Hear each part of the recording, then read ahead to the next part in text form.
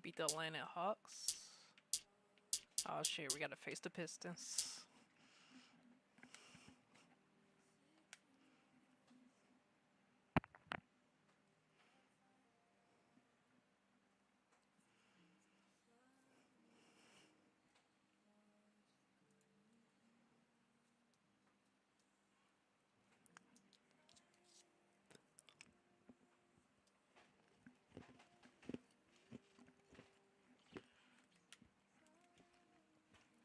Hello and welcome to 2K Sports. I'm Damon Bruce, and it's time for a little NBA basketball. Wednesday night in the NBA, it's the Detroit Pistons going up against Manu Ginobili and the San Antonio Spurs. And now off to AT&T Center with our crew of Kevin, Clark, and Steve, who are ready to call the game.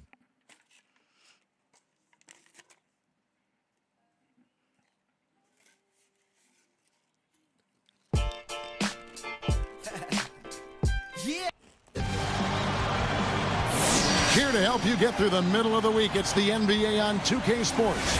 Doris Burke is on the sideline. I'm in the booth with Steve Kerr and Clark Kellogg. Thanks for joining us. This is Kevin Harlan on 2K Sports. Just a single game here at home. After this one, it's back on the road for the Spurs. And this is their first time matched up with the Pistons this year. They controlled everything in both games last year, going 2-0. And they've got to feel pretty good because last year they took both meetings between these two clubs.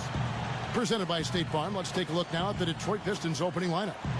Tracy McGrady is out there with Rodney Stuckey. Then there's Tayshaun Prince. Then it's Wallace. And it's Maxey in at the 4 spot. And for San Antonio, Jefferson and Duncan making up the forwards. Parker and Manu are the backcourt. And it's Blair in at the 5 down low. So like Steve just said, they shut these guys out last season no differently than you would have predicted. Yeah, guys. I mean, they put just as much hurt on them as the teams in their own conference did. Ginobili outside.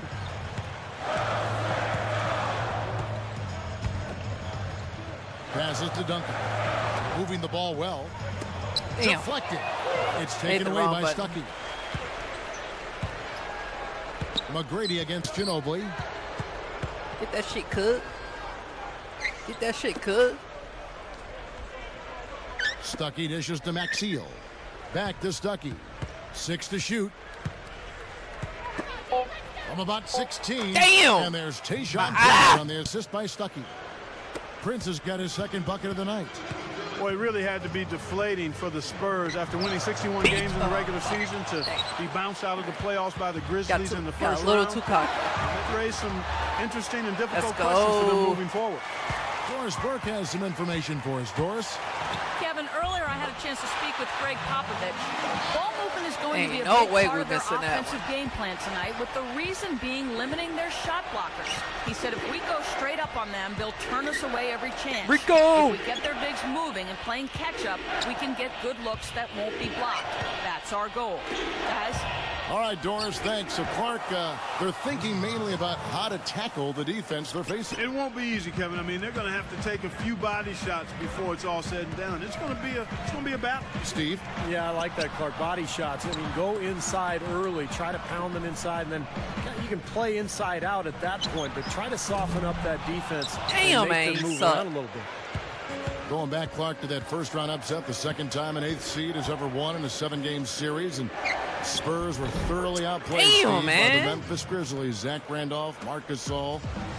What a collection Grizzlies got by him. Yeah, that didn't feel like an 8th seed, did it? I mean, Randolph and Gasol so dominant in the front court. And then I thought Memphis's defense was really good, too. But the Spurs, as well as they played the regular season, just didn't have it in the playoffs. I think they need an infusion of some young talent. There we go, Ginobili. Here's Ginobili. Bitch! And it's Ginobili Hang time! finishing it off. Hang time! And now, here's the Spike Slam Cam replay. Bitch! There isn't anybody in the building that didn't appreciate that throwdown. Hell Steve, yeah, as that's what I'm fancy talking finish as about, you could bro. possibly get. Serious degree Finally of getting the hang difficulty of on that it. one. Stolen by Let's go, Ginobili. Ginobili! Oh, shit! He nails it, and we're tied up. Ginobili's got his second bucket.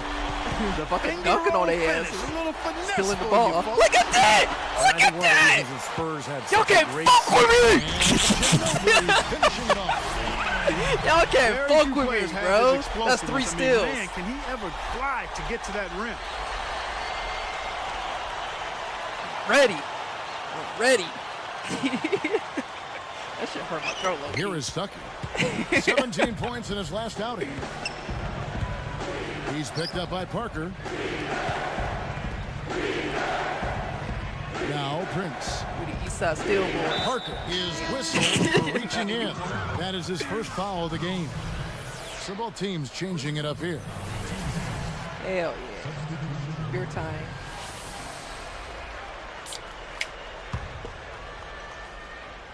Wait. 136 we got the left hero in up in first here. quarter. Here is Stuckey. Still looking to get on the scoreboard. 5 on the clock. Here's Monroe. Shot Get to that, stop boy. the run. And there's the that, shot boy. clock violation. Couldn't get the shot off in time. Hit Now it we get a in, chance boy. to check out the standings out east already. We are in December. To take a look at the Celtics. Long way to go still in the season, but even so, they've got the top Ooh, spot. Les, boy. And checking out Detroit, more than a few spots below. I think for the Pistons, they've not really done anything to distinguish themselves this year. I mean, they haven't Here been you go, terrible, hero. but they haven't been very good either. And this is kind of the worst place to be in the NBA, Clark. Just in the middle of the road. I mean, you're not good, you're not bad. You're Damn. just sort of Damn, hero. mediocre. So this team, I think, has to make some changes.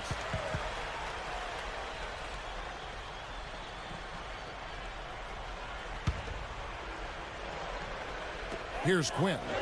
A 17. Let's go, hero. In the win against Golden Let's State. go. He might not get a better look than that I need all a game. hero You to have to get save closer us. to him. He's not going to bite you. Get up in him. And the Pistons decide to take their first timeout right here. Let's go, Matt hero. Bonner, who led the NBA in three-point That's field not goal even that nigga percentage name. I just called him a hero. season ago, nicknamed the Red Rocket. That nigga be Because saving when he his used to day for play real. in Toronto, he'd take the subway to practice, and the nickname for that system was the Red Rocket. Yo, that shit was wow. That was 3 steals in one fucking under a minute.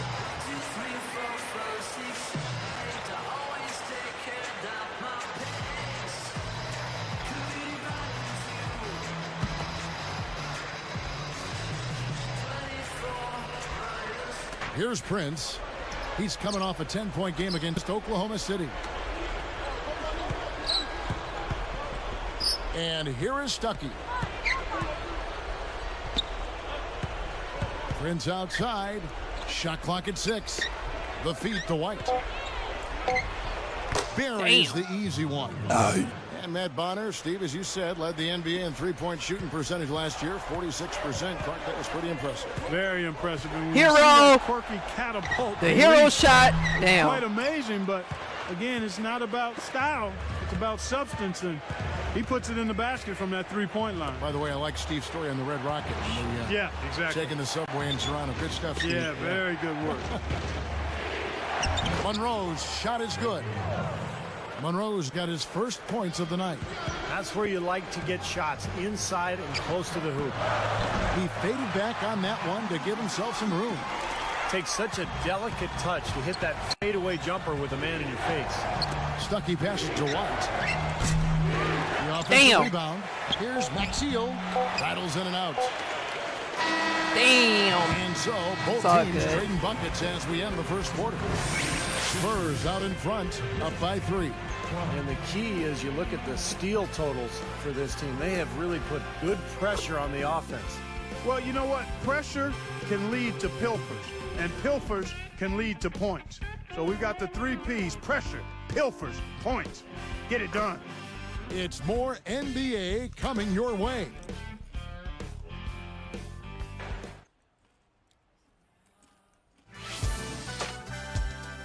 This Saturday, Tyreek Evans and the Sacramento Kings go up against LeBron James and the Miami Heat.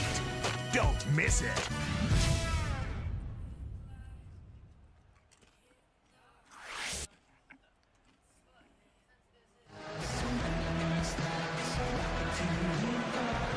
Welcome back, folks. We have a close game here at the start of the second quarter of play. All fueled up and ready to go. Let's reset the lineups courtesy of Gatorade as the second quarter gets going. On the floor for Detroit, Charlie Villanueva and Ben Wallace down low. Tracy McGrady is out there with Rodney Stuckey. And it's Day in at the 3, the small forward. Well, it's been a rough couple of seasons for Detroit. They do have some nice young talent to work with, but they're hamstrung a little bit by the salary cap. It may be a while before Detroit is able to return to the Eastern Conference Elite. Going back to the Pistons, a couple of their contracts on their payroll that are not looking so hot in retrospect. They're going to have to work through those financial issues as well. Yeah, I would think you're talking Damn, about them probably niggas got Ben Gordon, financial issues. Charlie Villanueva, and maybe Damn. even Rip Hamilton. A lot of money. Yeah, there's a lot of money laying out there, and not as much production as the franchise would like to see. He gathers. Out of bounds. They'll keep possession.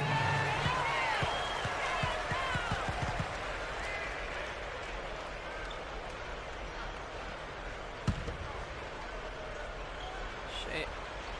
Here's Duncan. Puts it up off the inbound. And he sails in for the layup. Duncan's got his second basket of the night. Points in the paint have been the main course, or main entree, if you will. They just keep pounding it inside.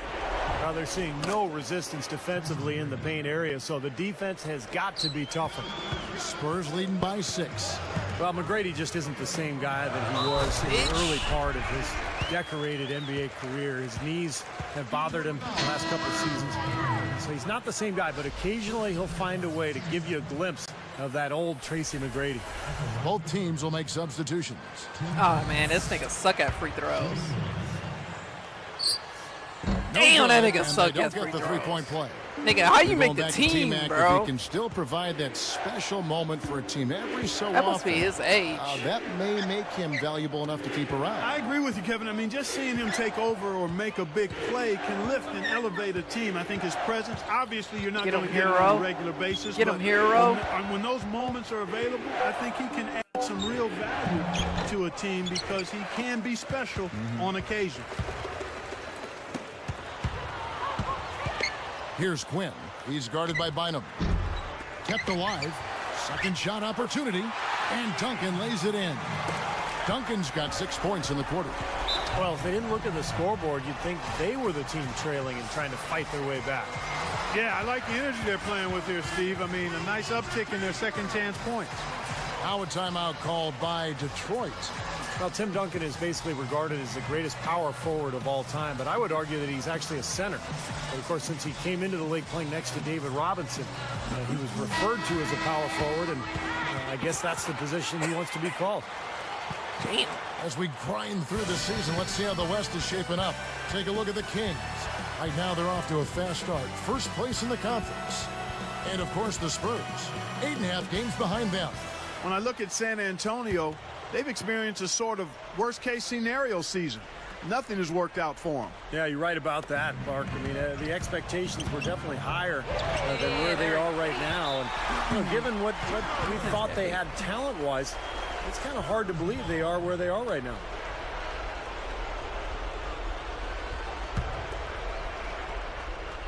Spurs leading by 10. And Tim Duncan, like you said, Damn, Steve, how you really lose the it? center for the Spurs. Now, Damn, he's typically- hero! What the fuck? Oh, shit. Hold on, guys.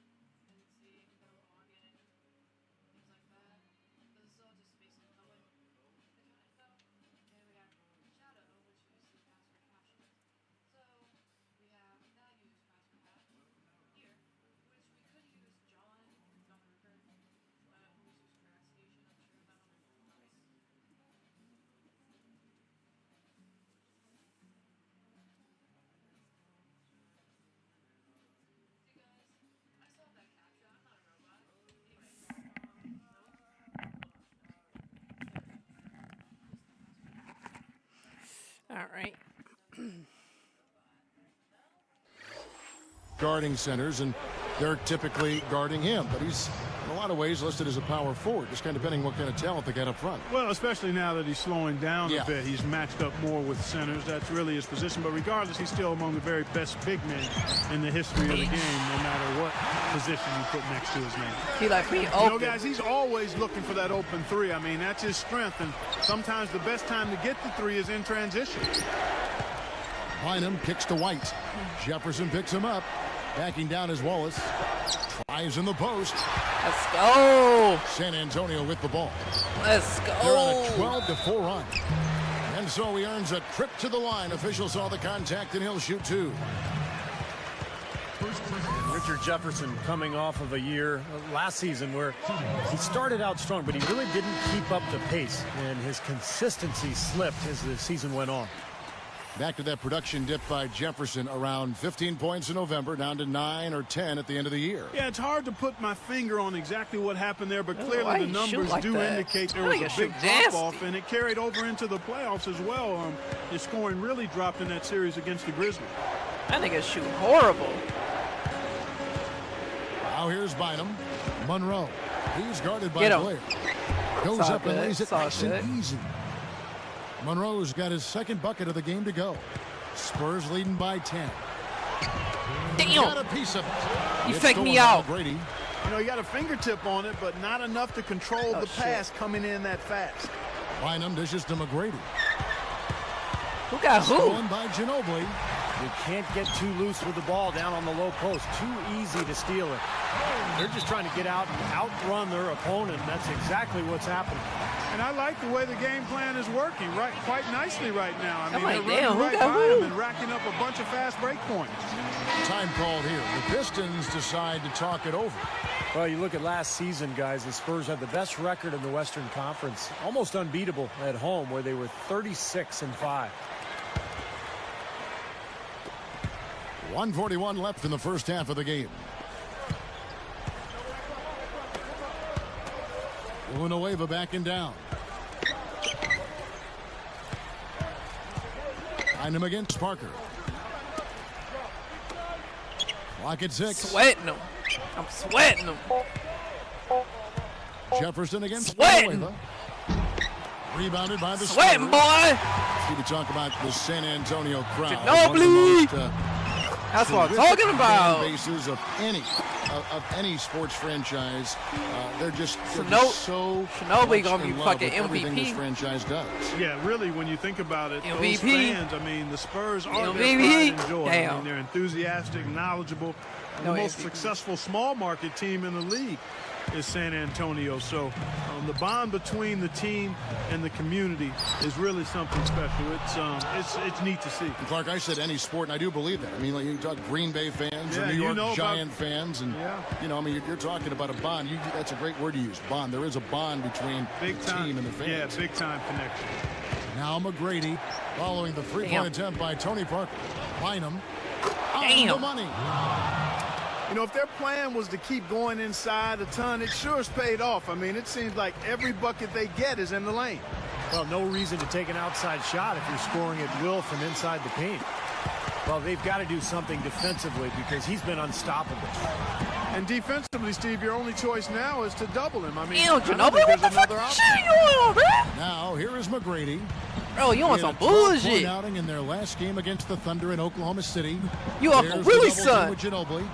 You Uncle Willie's son, you don't play that Offensive pass shit. There, too much traffic in the lane. You Uncle Willie's son, you don't play that shit. Ginobili's got 7 points here in this quarter.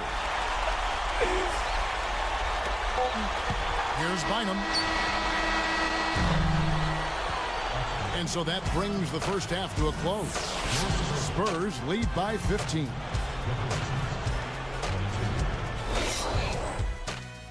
And welcome fans to HP at the Half. We're well into the NBA season. Let's get things rolling. San Antonio on top against Detroit. You can talk about lights out shooting, but this is out of this world. They Dunking simply on 'em, can't bro. miss out there. We've seen Manu Ginobili Bro, show the producing strike at count, will bro. against Detroit. He's got 15 points and is also Show the working strike on the count. other end of the floor. Nice defensive work. And battling nonstop, the Detroit Pistons. A big game for them right now. A win here would move them into the 8th seed in the conference. Tayshaun Prince playing impressively so far. Also gotten a lot of nice production in the first half out of Jason Maxiell. Some games going on earlier on. Let's check them out from around the league.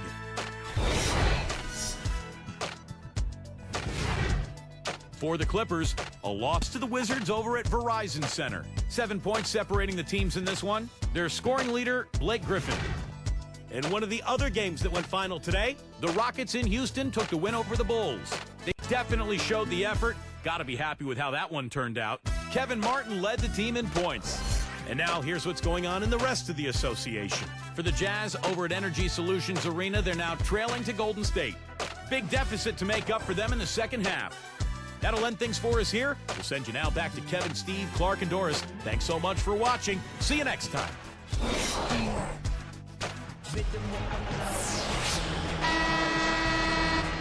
Well, we're getting back to the action now. It's been a one-team show so far. We'll see if that changes here in the third.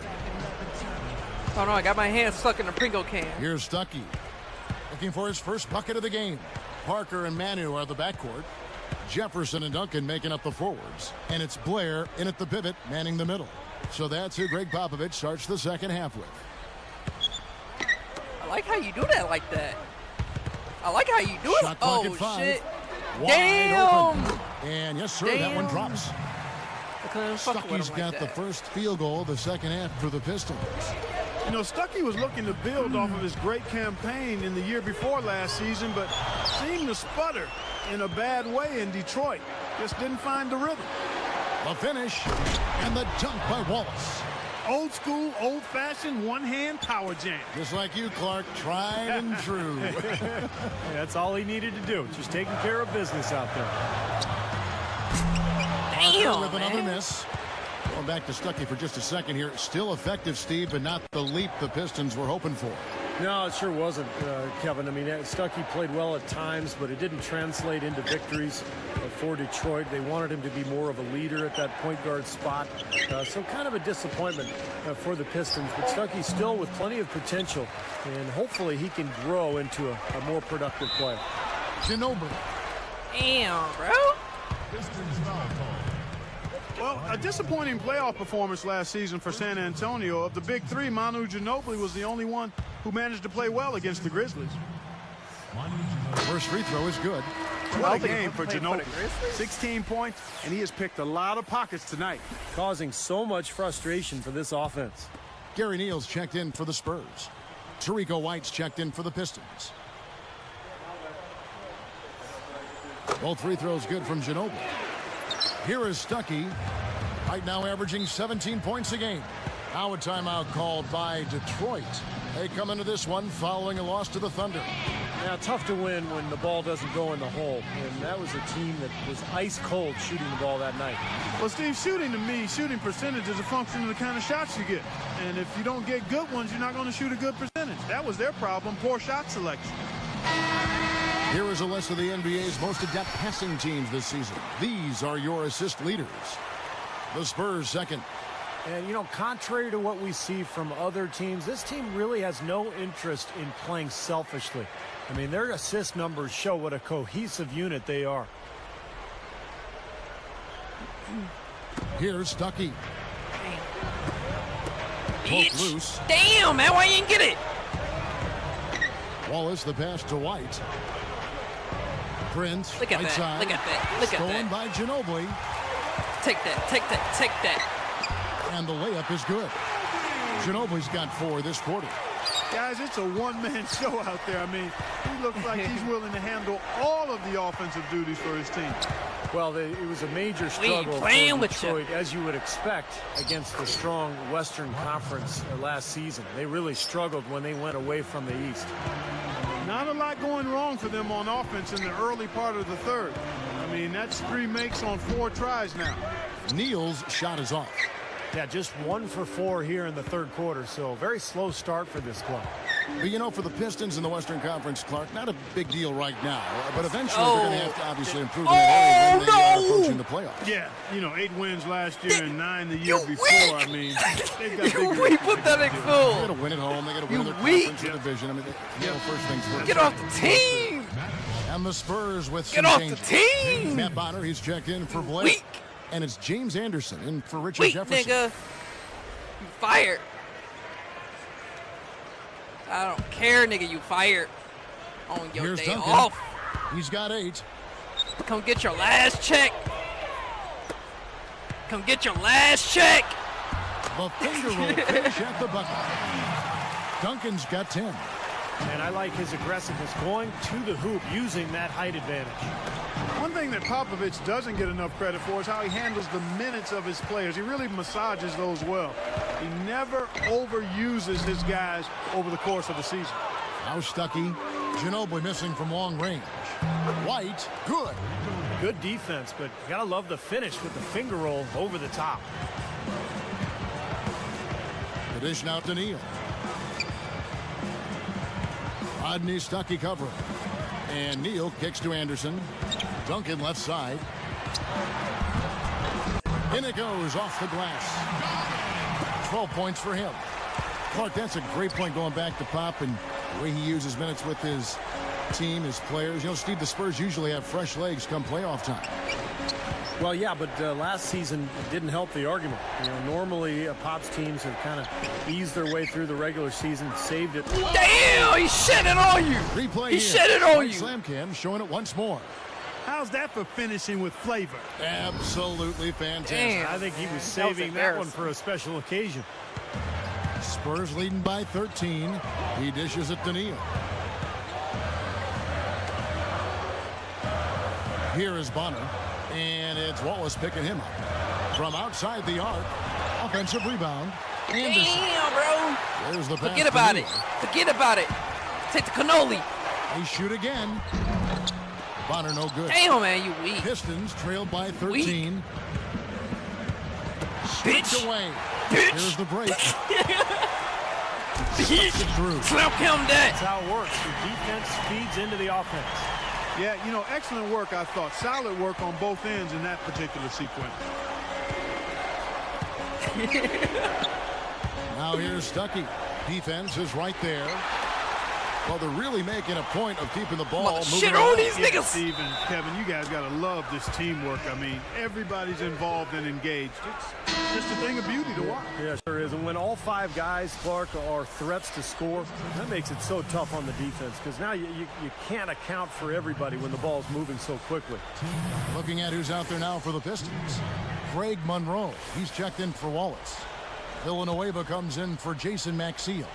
And it's Bynum in for Tarico White. And Duncan, no good on that one. Boy, I tell you, Tim Duncan, Kevin, just a technician on that low block. Efficient and effortless. Man, he's got an array of moves down there. Duncan brings the double team. Prince with it. He's got 8. 6 on the shot clock. And that one's good. Prince has got 10. Here's Ginobili. Here's Quinn. Back to Ginobili. It's good. And the Spurs lead by 17. You know, he's not going to make a mistake when he gets in tight. That's a good hoop there. Now through 3/4 of play, down double digits, it may be difficult to overcome. Shit, wow. It's been one outstanding rough. game from Manu Ginobili. The way he's moved through the defense so far through 3/4, it's like everybody but him is in slow motion. Well, he's just that quick going to the basket, Steve. I mean, the help defense just isn't getting there in time, and he's been able to finish. Back here in just a moment from San Antonio.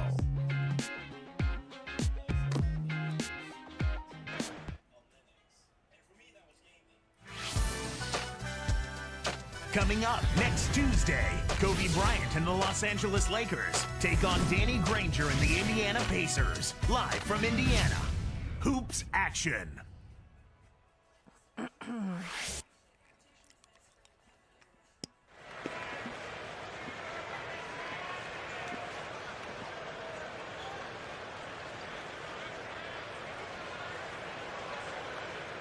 So as we get rolling here in the 4th, let's go to our sideline reporter, Doris Burke, for our Sprite Spark. Doris, take it away. Guys, thank you. Our Sprite Spark in this game, Manu Ginobili. His mark is all over this game as he's been Johnny on the spot for his team. We'll see what he has up his sleeve in the 4th period. Good stuff, Doris. You know, Clark, he has really been the engine driving them today. You know, quite honestly, they wouldn't be in the position they're in right now if it weren't for him, Kevin. Yeah, they've been really leaning heavily on him, and he's come through in a big way, guys. And on the floor for Detroit here in the fourth. Find him out there with DeJuan Summers. Then it's Greg Monroe. Then there's Austin Day. And it's Villanueva in at the power forward. Now here's Jefferson. He's tightly guarded. Clock is at 3. And the shot is good. That has to be said. The transition defense here has just been awful. Yeah, it hasn't been existing. I mean, it hasn't been there. I mean, fast break points have been given up.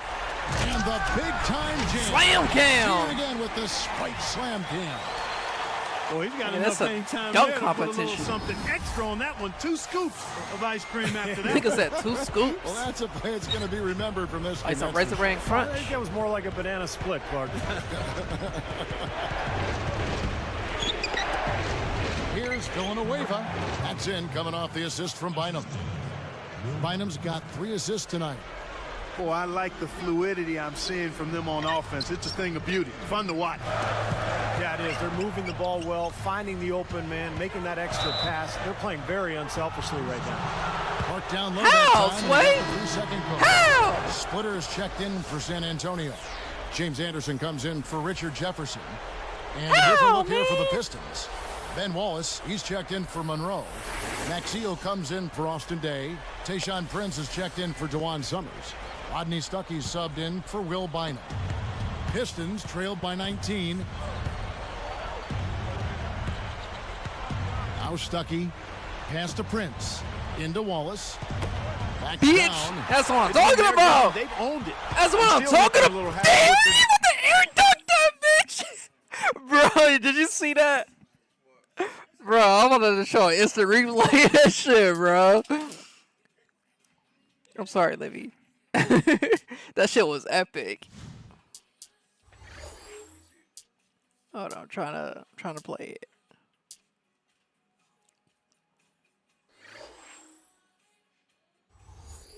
Instant replay.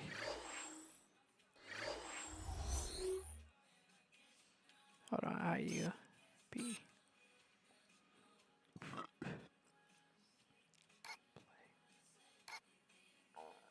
Wait.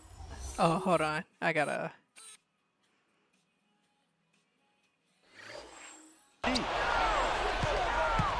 It's tipped. That's what I'm Neal talking dishes to about. Green. Once again off the Damn. mark by San Antonio. And here are the Pistons. Hold on, let me see a instant replay of that shit. Hold on. How did I? Okay.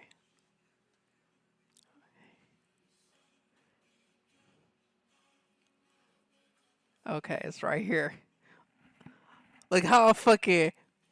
Look, that was some Michael Jordan shit, bro. That was some Jordan shit. No, he blocked it. Yeah, I was like, bro, that's why I was fucking dead over here, bro. Bro, can I circle the fucking camera around? Look at this shit, bro. Nigga, if I can like take a picture of this shit, right? Nigga, that was epic, bro. Damn. Now, Yeah, he blocked that shit. here's Stuckey.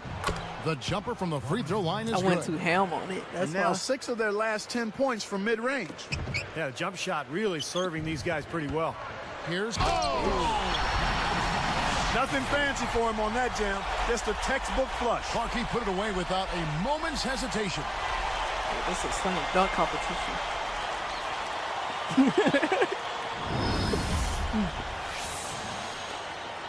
Here's Stuckey.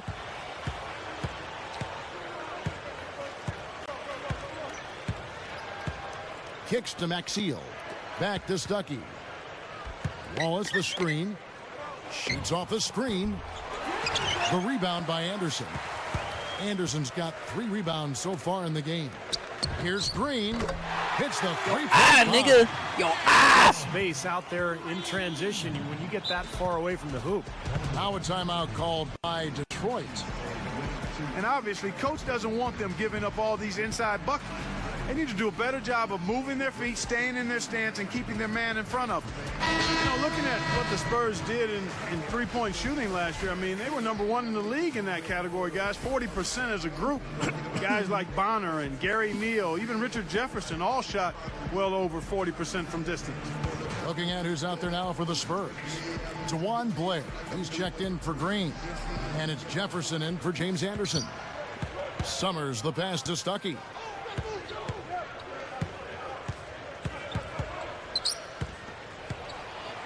He kicks it to Prince. Takes it up and blocked. Spurs leading by 22. And Neal kicks to Splitter. Off target at the rim.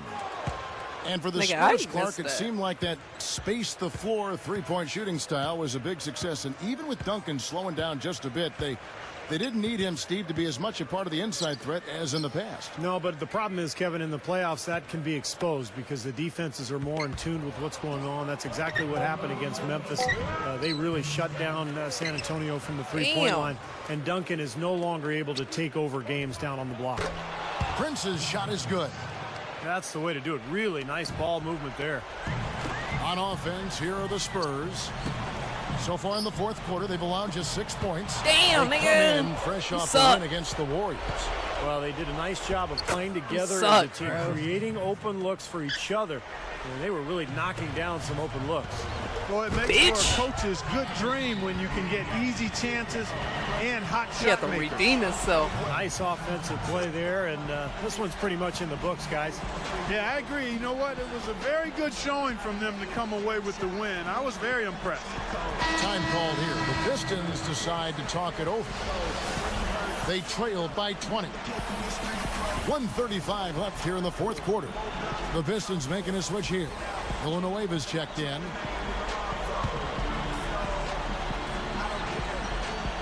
Here's Stuckey. Well, one of the things I think the NBA has been very progressive with is the use of instant replay, and they've expanded its use the last couple of seasons. And I think it's a good thing, as long as it doesn't slow the game down too much. Ginobili gets the reach-in call. That is his first foul of the game. A different look for San Antonio. Splitter comes in for Tim Duncan. And Gary Neal subbed in for Manu Ginobili. Pistons trailed by 20. You talk about the increasing use of instant replay, over 10 different triggers for it. Most at the end of quarters or in the last 2 minutes of regulation. Yeah, you know, I don't think players mind waiting a minute or two. I mean, the officials do a good job of getting to the right result. And when it comes down to those big calls, the most important thing, Kevin, is getting the call right. And more times than not, that's exactly what I happens. need a hero. Damn, man. good. You suck today, bro. Now here's Stuckey. You suck, bro. The feather touch Damn. on the finger roll. Beautiful. You sucking They could have today. used this run a while Must be ago. one of It those may days not for make him. much difference now. Yeah, they hit that snooze button a little too much because they showed up late to this game. Here's Quinn. He's guarded by Stuckey. Splitter. Wallace covering. Here's Anderson. It's good from long range. And the Spurs lead by 18. Looks like it's over. Double-digit margin, clock running down. Just take care of the ball now. Yep, it's a simple equation. This one's over. Use the clock and take care of the arm. It's 9 seconds separating the shot clock and game clock. That's a good shot. High percentage. Can't complain about that one. And again, it's San Antonio with a three. Bro, we're killing That's probably gonna Detroit. do it. They are just putting this team away. Steve, I thought they caught fire just at the right time, blowing this one wide open as the clock Killing winds Detroit, bro. down. You can see it in his eyes. It What the became fuck y'all mano-a-mano. on? He wanted to return Killing the kid with Detroit, that three, bitch. but just didn't get it to go. And so it's San Antonio. Murdered Easily y'all. taking this one. Murder ain't, Put on a show, nigga. thoroughly controlling each end of the floor. Hey, what more can you ask? Thank you for joining us for this Kill job, presentation bro. of the NBA on 2K Sports. For Clark, Stephen Doris, and the rest of the crew, this is Kevin Harlan saying thanks for joining us, and we'll see you next time. Last but not least, here is your Jordan Player of the Game, Manu Ginobili.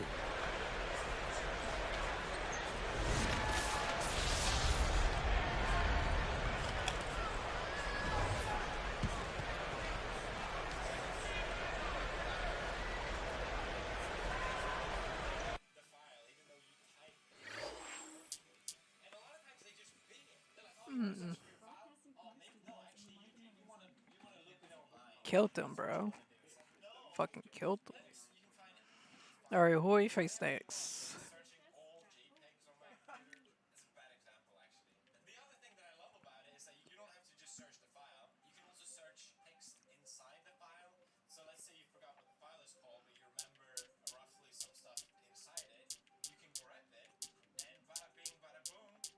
Oh shit. Portland Blazers.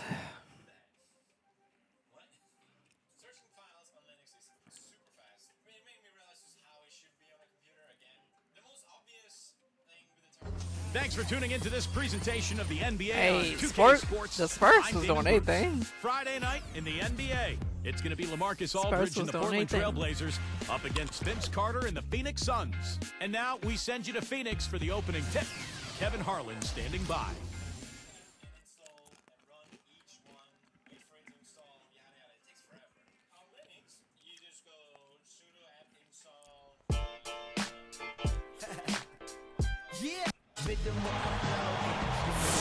Good Friday evening to each and every one of you. It's time for the NBA here on 2K Sports. Kevin Harlan here with Clark Kellogg and Steve Kerr. The Portland Trailblazers come into tonight's game after losing earlier in the season in their last game against the Phoenix Suns. Yeah, and in what was a fairly shaky performance, they still had a chance to win at the end of the game. Yeah, but they just couldn't take advantage of it, and that leaves a bad taste in your mouth. A little bit of a sour feeling.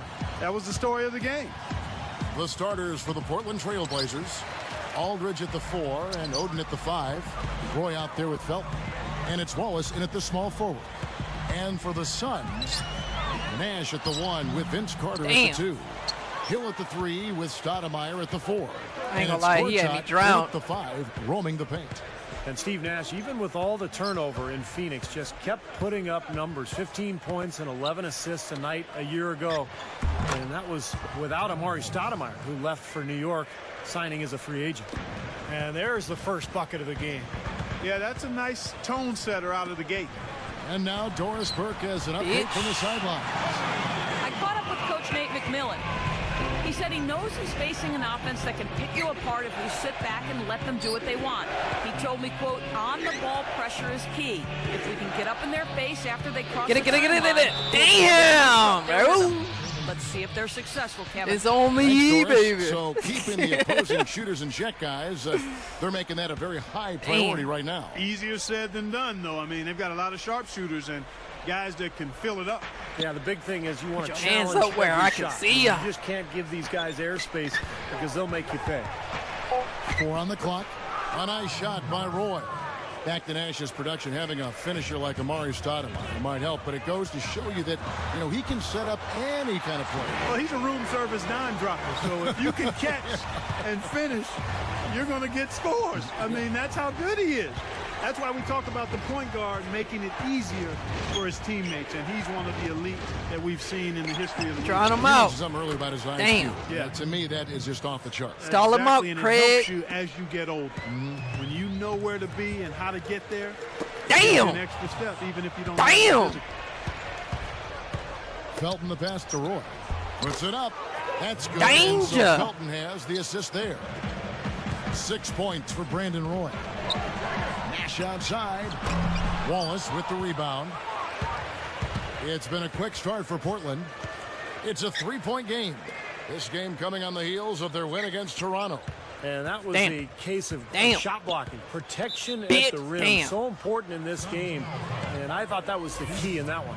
Absolutely, Steve. I mean, the rejection committee showed up in full force for them this time. Here's Aldridge. What a tremendous game he played against Toronto. On the wing, Brandon Roy, defended by Carter. Roy can't hit.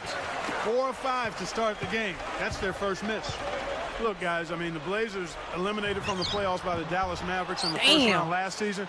The Blazers had their moments in that series, though, most memorably a huge 23-point comeback in Game 4, led by the brilliance of Brandon Roy. But in the end, they just did not have enough to handle Dallas. Now Roy, following the miss by Nash from deep. Got it despite fading back a bit. 8 points for Brandon Roy. Great offensive performance they're putting on. You see the benefit of knocking down baskets consecutively because it leads to the confidence growing and growing, doesn't it, Steve? It sure does, and now it's to the point where they just feel unstoppable. Damn, In bro. the Portland-Dallas series, superior outside shooting the difference for the Mavs. Yeah, I agree, Kevin. The Mavs shot 38% from the three-point line in that series. Portland just 30%. And because of the lack of shooting for the Blazers, it's much easier to defend them. You can really pack the lane and take away driving lanes. Block him. Down to 5 on the shot clock. Drowning him. Drowning him. Drowning him. Drowning him. Here's Carter. Good, and the assist goes to Nash. Danger. Carter's got his second basket of the night.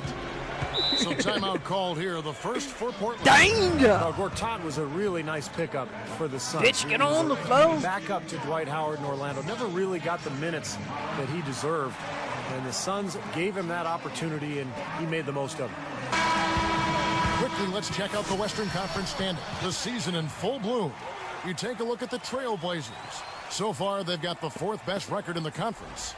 And, of course, there's the Suns, a game and a half away.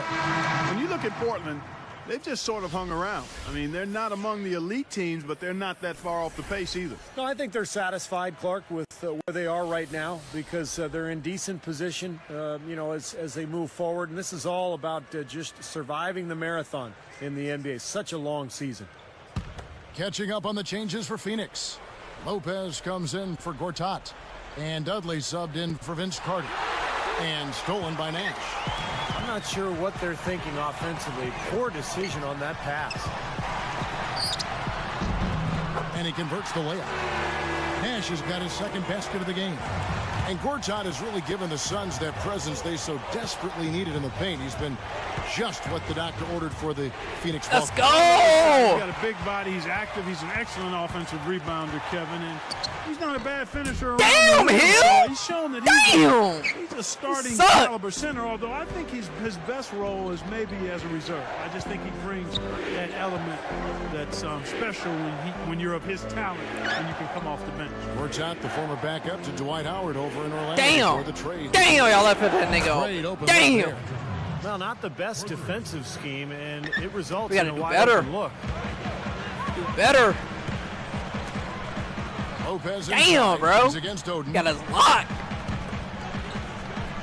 Got And us. here's Nash outside. Nash Damn. with You another do miss. better, Cat. You got to be careful, though. There's a real Nash. balancing act. You can't Damn. let your ego try to run your offense. You can see he really wanted to answer that made three with one of his own. Not the best decision. Roy. It's Oh. Well, he saw that kick out coming. I'm a and dunk really on his nigga anticipated head. the play before it happened. Gets it to go. Dudley's got his first bucket of the night. Here's Mills. An 11-point game for him in the win against Toronto. Here's Aldridge. Drops it in from 12 feet. See the way he attacked the smaller defender there? Watch That's this. what I call know-how. Watch this. He knows how to use his size. Watch this. Damn. Offense, the order of the day as the first quarter comes to a close. Trailblazers out in front, up 4. And this team has done a nice job on the glass. I think that's how they've built this lead. They've been very physical, really established radio a too loud. presence in the paint. Well, they've chased down those balls. As soon as they've hit the iron, they've been chasing them down. That's been a solid effort by them. And it's more NBA action coming your way here on 2K Sports.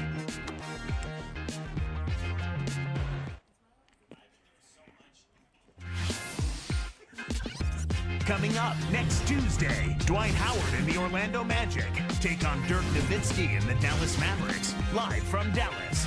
Don't miss out.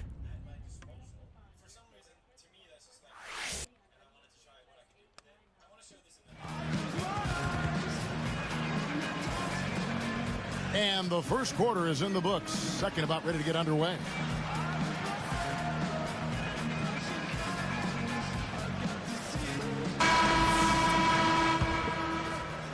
Here's Felton. Still looking to get on the scoreboard. You know, guys, you think back to a team like the Suns.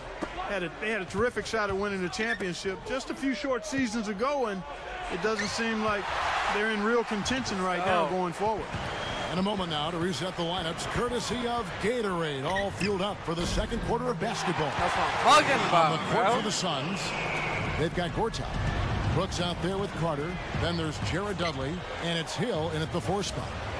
We're talking about the Suns' fall from contention, some of it age, but Steve, a number of tough breaks and maybe a few self-inflicted wounds along the way. Well, Steve Nash is getting older, still was a very productive player a season ago. I think the biggest difference, though, for Phoenix was not having Amari Stoudemire, who left as a free agent for New York. So the talent base went down, and now Phoenix is faced with some question marks. Bro, as get they your own look to the man, future. bro. They're going to have to make some changes eventually and kind of reload to get back to that championship-style level. Open look. It's a little short, but gets the friendly roll. That's 10 points for Brandon Roy. Just adds to what has already been a great day for him. Damn. And it's Carter missing. It's probably not his hot Trailblazers spot. leading by 3. It's stolen Let's by go. Hill. And here comes the break. All along. Bitch. And the big time. Strike jam. him. Let's see Strike it again him. with the Strike slam cam. There isn't anybody in the building that didn't appreciate that throwdown. Well, Steve, that's as fancy a Strike finish as you him. could possibly get. Serious degree of difficulty on that one. You know, Jared Dudley's never been the most athletic player on the floor, but he's got a sense of humor about it. The 6'7" swingman made a pledge to get at least 10 dunks last season and finally reached his mark with 3 games left. Hakeem Warwick, he's checked in for the Suns. Childress comes in for Vince Carter. That one drops. He ties it up. Clark, you brought up Jared Dudley. He has become a fan favorite in Phoenix, not just for his sense of humor, but, Steve, also for his consistent work ethic. Yeah, Suns gave him a 5-year extension last season. Part of that was his all-around play, a high-energy player, a good three-point shooter, and part of it was just what he means to the team, chemistry-wise. A great teammate. And here are the Blazers. And here's Matthews. And Oden backing in. Takes it up. Goes right up. And he finishes nicely on the layup. Oden's got his first points of the night. And I like his aggressiveness, going to the hoop, using that height advantage. Leans inside. Can't hit. And the Trailblazers going now the other way.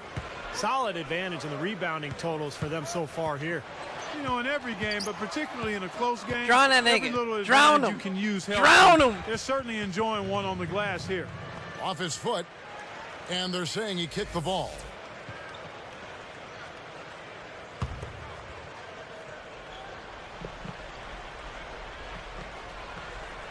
Here is Matthews. Right now averaging 5 points a game. Damn, and that bitch. one's good by Aldridge. Cold as ice. Now, they've got to offer more resistance cold as inside. ice. Just too many easy buckets in the paint. Yeah, Steven, that's the top priority for any defense. You got to protect the paint. That's the bucket. Brooks has got 5 points in the quarter. He's so graceful around the rim. Cold as Sometimes you ice. forget how strong he is. Well, the Suns only won 23 games against Western Conference opponents last year, and that's one of the reasons they really fell from contention in terms of their postseason hopes a year ago. Now a timeout called by Portland.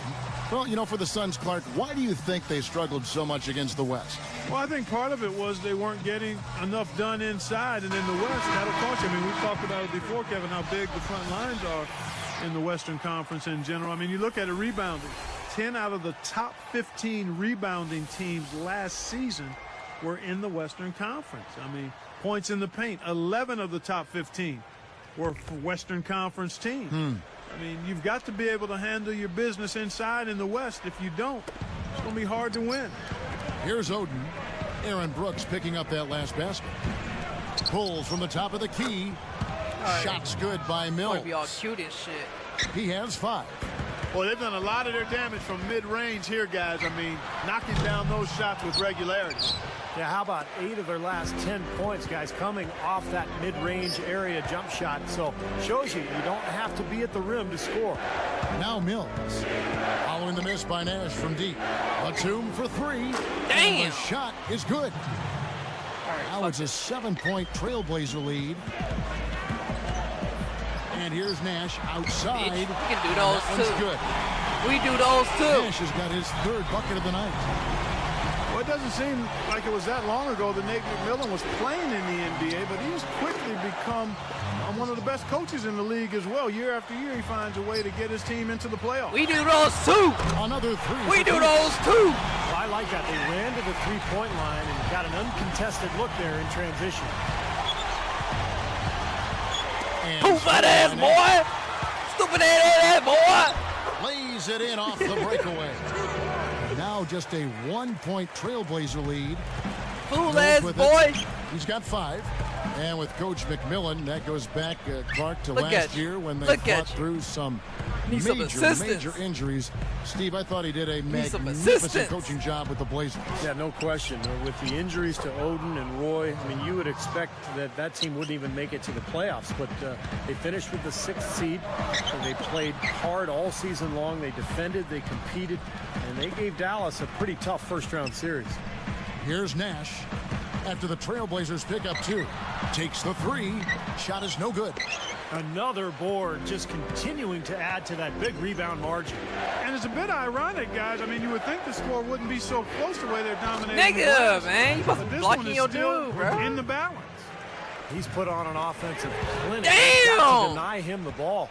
Yeah, and if that fails, then double Bitch, it. get on the They can't floor! allow him to continue to hurt him like this. Bitch, get on the floor. How's that for finishing with flavor? Absolutely fantastic. I think he was saving that one for a special occasion.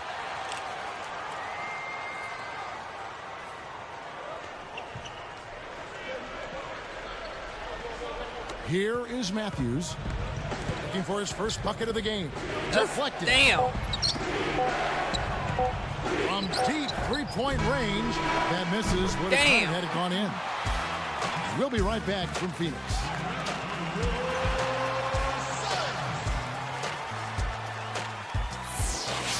Putting them niggas to work today. Welcome, everyone, to this Friday night edition of the HB Halftime Show. Portland with the lead against the Suns out at U.S. Airways Center. A dominant offensive display through 2 quarters. They're scoring efficiently. Their leading scorer is Brandon Roy. He's got 10 points and also sharing it around with a few assists. And giving it their all, the Phoenix Suns. At every opportunity, they're pushing it on the break and looking to run it down the opponent's throat. Steve Nash has been fabulous in the first half. He's got 12 points and is also helping set the table. Who's ready to eat? A look now at the 2 guys who put up some good numbers so far in tonight's outing. Now let's check out other NBA action as we go around the league.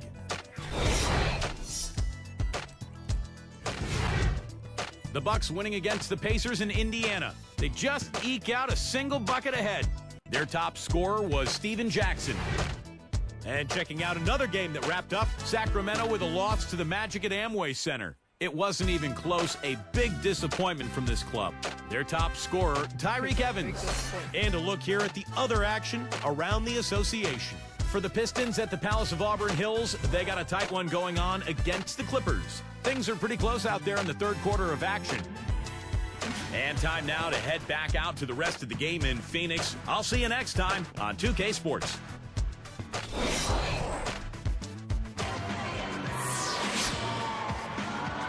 Spurs got to go against. Welcome back, everyone. The second half about to get underway, and it's been a close one that? so far. Was it the Wizards?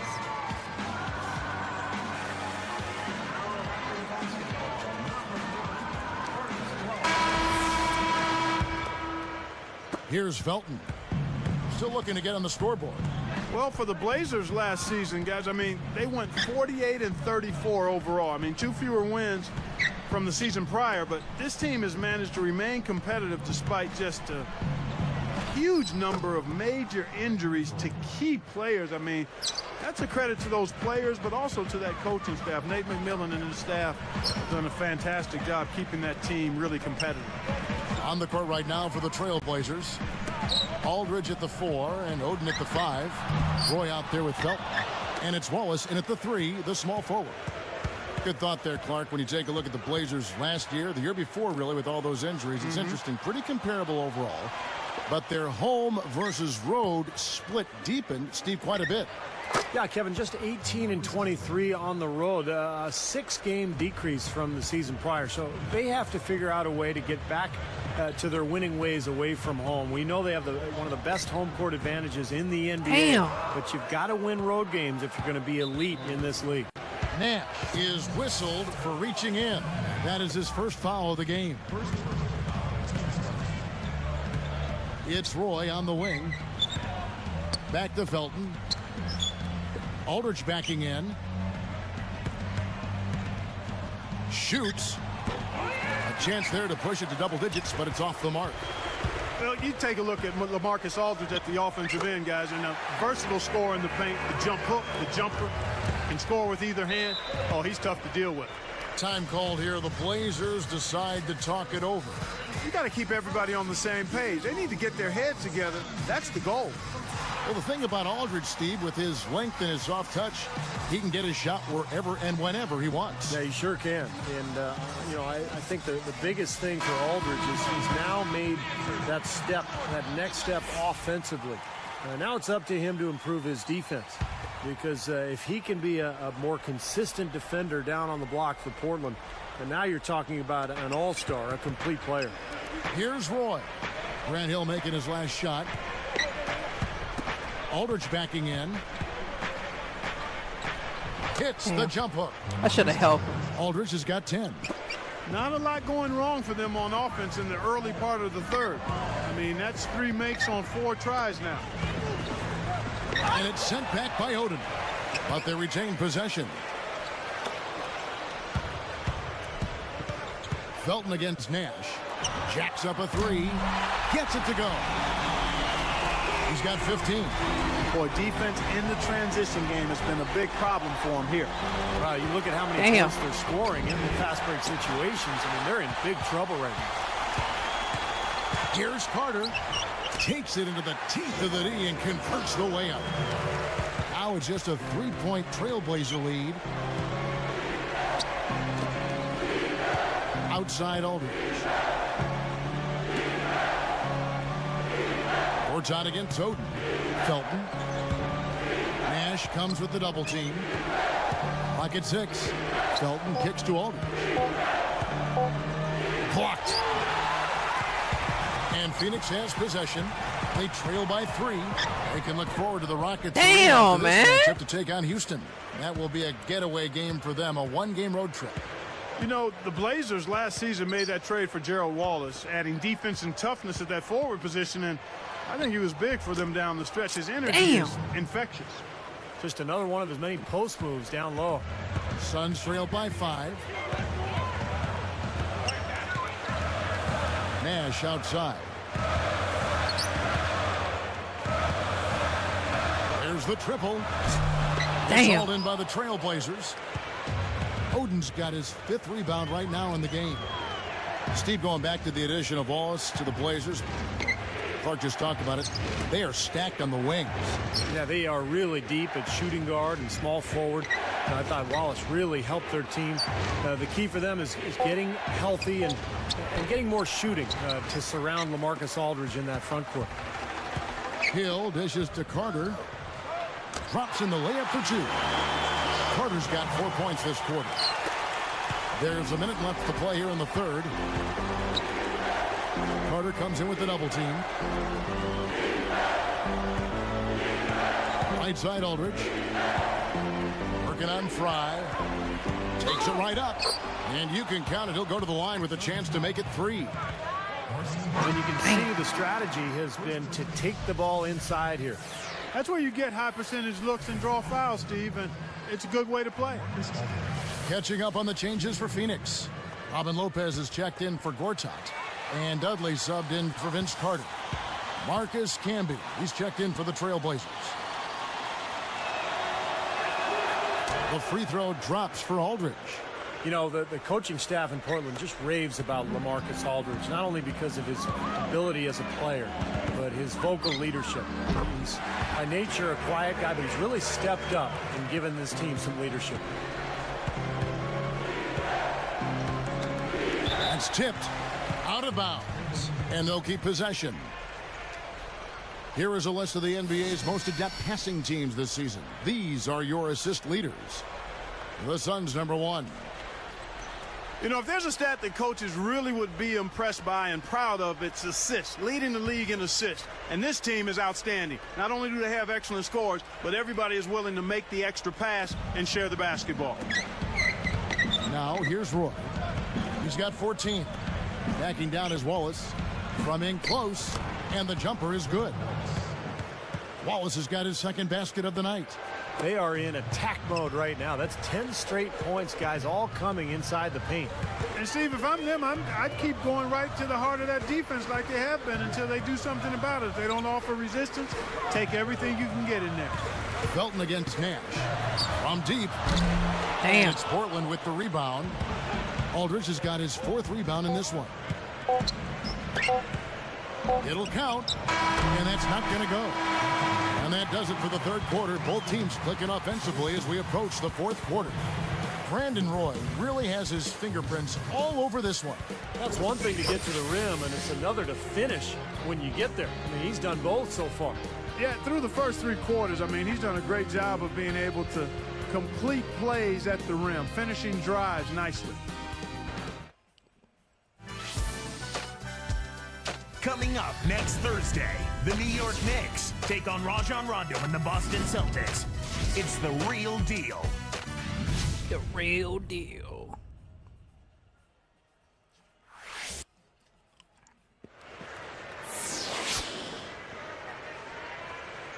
Oh, that nigga was crip walking. That nigga crip walking. Now as we get going here in the That 4th, nigga let's set send tripping. it over to Doris Burke for our Sprite Spark. Hey guys, and it's Patrick Mills with the Sprite Spark Award. He didn't start the game on the floor, but the way he stepped up and made an impact, you have to think he'll be on it when this thing ends. We'll see if that's the case, guys. Wonderful stuff, Doris. Thank you. What a game it's been for him up to this point, Clark. Kevin, he has been absolutely outstanding. I mean, we may not have been expecting him to play this kind of role, but he certainly has put his impact on this game. Yeah, he sure has, Clark. A huge factor off the bench. All right, we can't So shoot with these Nash threes sitting or on we the can't bench, make it. Here's who Alvin Gentry's going with. Jared Dudley and Josh Childress fill out the wings. Hill out Damn. there with Warwick, and it's Brooks in at the 1 spot. And Aldridge, you know, some Damn. people said he was a borderline all-star last season. I thought he was a legitimate I agree. all-star last season with Brandon Roy dealing with knee surgery. I mean, Aldridge has really become the primary scorer now for the Blazers. Damn. Kevin, how about he hit a career high in points while also having probably his most efficient season in terms of production per minutes played. Yeah, good point. I think he's their best player. And Damn, nigga, he you also suck. has grown in a leadership fashion, and that's, you can't ask much more than Damn, that. bro, He you thought it was suck. gonna have Odin on one side, and Yeah. he's playing out of position. So it's a tough. It it's a is, tough yeah, ball. but he's done a really nice job of handling Damn, he the crossed you over. circumstances as they are, not as he had hoped or expected them to be. Backing down is Wallace. Outside, Batum. 6 on the shot clock. And that Damn! one's good. Oh, bro, we dead. And the Trailblazers We lead dead. by 10. You can't just get a hand up. You've got to anticipate what he's doing before he shoots. Damn, Get bro. it back. Now, Camby. Mills with it.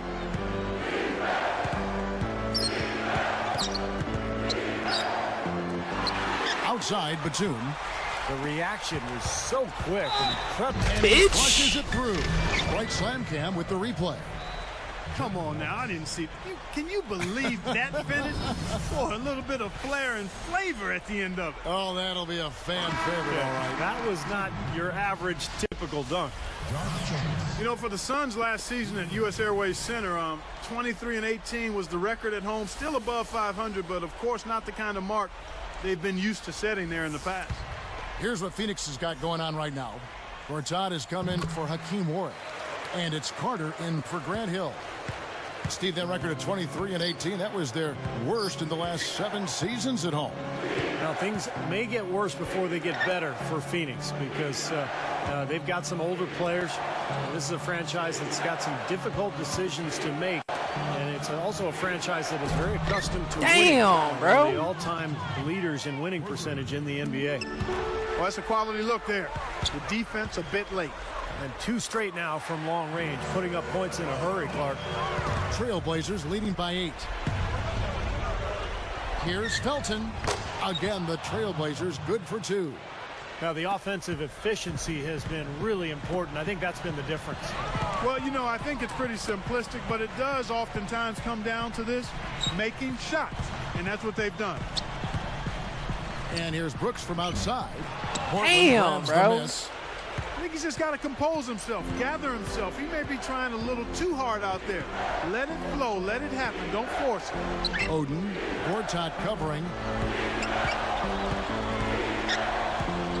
Felton against Brooks. A runner. And it's Oden finishing it Damn, off. bro. We Boy, that was a dead. pretty feed from Raymond Done. Felton. Here's It's Brooks. over. Carter with the three. There's the bucket. Good. They just lost him on the break that time defensively. I mean, he slid out to the three-point line and had plenty of room. Now a timeout called by Portland. He's been locked in from deep. They're giving him too much breathing room and definitely paying the price for it. Doris Burke has an update for us. Doris? Guys, over that last break, I listened to Nate McMillan address his team. His message, I don't want us patting ourselves on the back just yet. We can congratulate ourselves after the final horn. Right now, we need to go out there and take this one Bro, home. we need to bust Guys, these threes. And thank you, Doris. Catching up on the changes for Phoenix. Robin Lopez is checked in for Gortat. Fry comes in for Josh Childress. Grant Hill, he's checked in for Jared Dudley. And it's Nash in for Aaron Brooks. Aldridge down low, guarded by Fry. You know, they haven't had the best day inside, but they got one when it mattered most. Gets it to go. Now a That timeout shit was called by struggling in Portland. there. They're winning by 7. 1:56 left in the fourth quarter.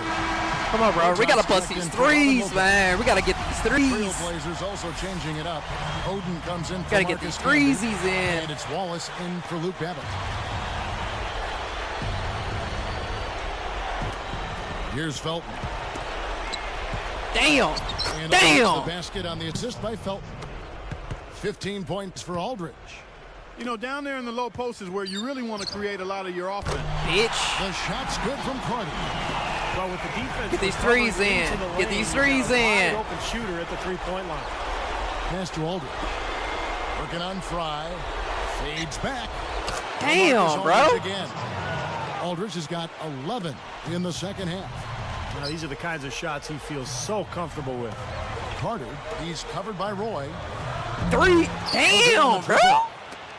They can take their time on this possession. You know, guys, that wouldn't be a bad idea. I mean, gives themselves a little break, too. Catch their breath, you're Yep. right. Damn.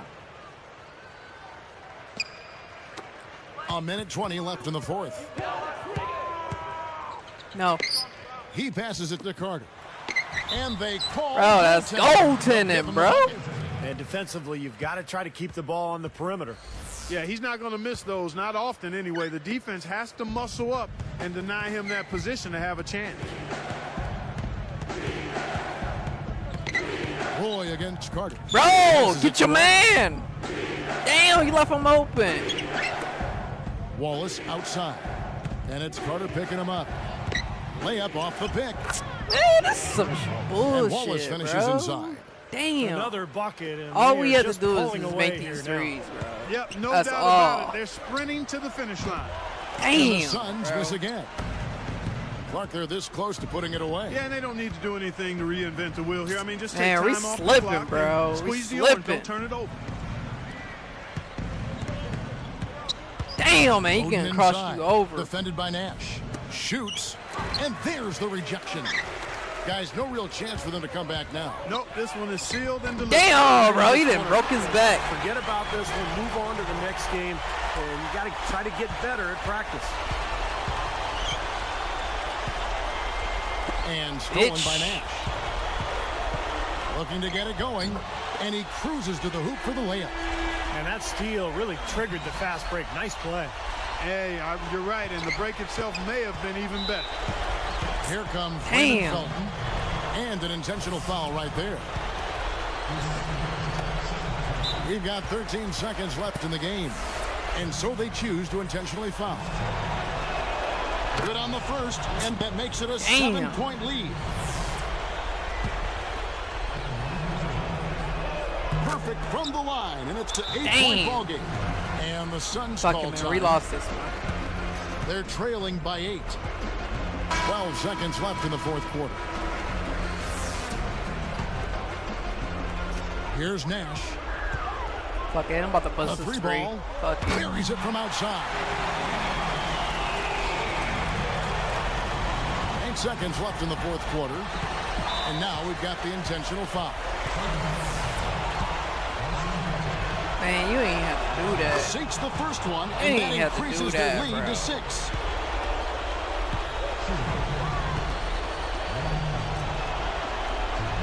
Gets them both, and it's a 7-point ball game. And the Suns call time here. They're behind by 7. Just 4 seconds left here in the fourth quarter.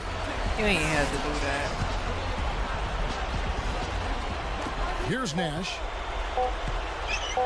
The three. Another 3 for Phoenix. Yeah, you can tell they're getting frustrated defensively. You ain't have to with do all that. these three-pointers falling. I'll be Yeah, back. Steve, they're ready to throw their hands up. You can see it. The frustration is very visible. I mean, when you spread the floor and shoot the three the way they've done here in the second half, it's really hard to defend. And so the big win by Portland in a tight game. Well, they don't get much more exciting than that, Clark. They sure don't. And when it was gut check time, this team kept their composure, kept their emotions in check, and got it done. And that'll do it for Clark Kellogg, Steve Kerr, and Doris Burke. This is Kevin Harlan. Thanks for watching this presentation of the NBA on 2K Sports. And now we present the Jordan Player of the Game, Steve Nash.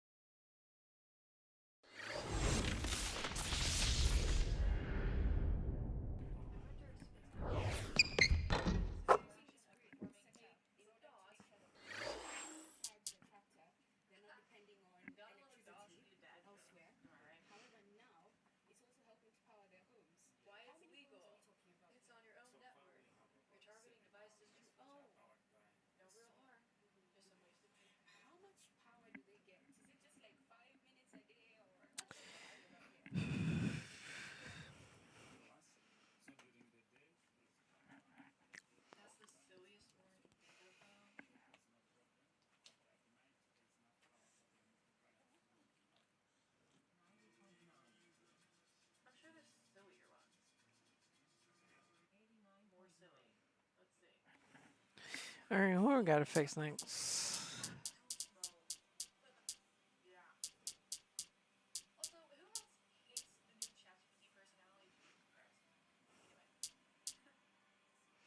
Chicago. Shut-town. Wait a minute, what?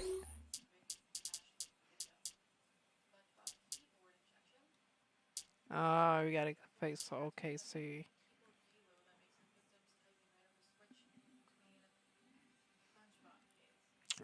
All right.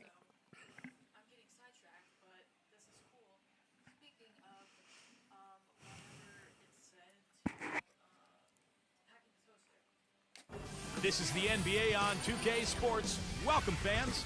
Friday night in the NBA. It'll be Manu Ginobili and the San Antonio Spurs facing off against the Oklahoma City Thunder. And I'll be back at the break with the HP halftime report. Until then, I turn things over to Kevin Harlan and the rest of the 2K Sports crew.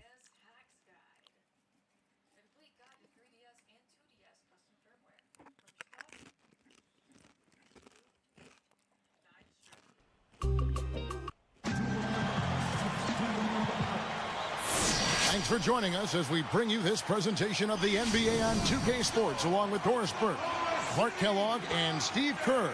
This is Kevin Harlan. They beat the Spurs during their last encounter in San Antonio. I thought they showed just how good they can be defensively as a team. They made it very difficult for anybody to find an open look out there. Yeah, that was the preeminent factor in the game to me. I mean, just the great job they did at the defensive end of the floor. A look at the San Antonio Spurs opening lineup. Manu and Jefferson on the wings. Blair is out there with Duncan, and it's Parker in at the point. And for the Thunder, Ibaka and Collison up front. Harden out there with Nate Robinson, and it's Cephalosha in at the small forward position. You have to have such a great feel for the ball to get a finger roll like that to go. Well, you talk about the San Antonio Spurs franchise, guys. I mean, perhaps no better run organization in basketball, maybe even in all the sports. The culture of accountability, the work ethic, the winning from the front office down, ownership at the top starts it all. I mean, it's a group to be emulated in every way. And Doris Burke caught up with Coach Greg Popovich. Doris? Kevin, when I asked him what his team is looking to accomplish on the offensive end, he said they'll be looking to make the extra pass. He told me with the shot blockers they are facing, they'll often come to help from the weak side, and they can get a lot of easy buckets if they know when they've left their man alone inside. Let's see if their guys make the right reads. All right, Doris, thank you. Taking on a defense like that one they're facing today, Clark has certainly got their attention. Yeah, you know what, Kevin? I think they're going about it the right way. I mean, they need to dictate what they do offensively instead of taking what's available. Take what you want. Steve? Well, that's the only way to go. I mean, this is a game about aggressiveness. And if they're not aggressive, that defense is just going to swallow them up. Well said, Clark. The Spurs have done a great job of identifying players who fit in their system. Steve, you've been there with another team, Phoenix, identifying players, drafting, procuring talent. You've got to have great respect for their organization. Yeah, I think it's maybe the most well-run organization in the NBA, Kevin. They even own their own D-League affiliate in Austin. They run it like a minor league team, so they're able to really kind of teach and mentor their young players and young coaches.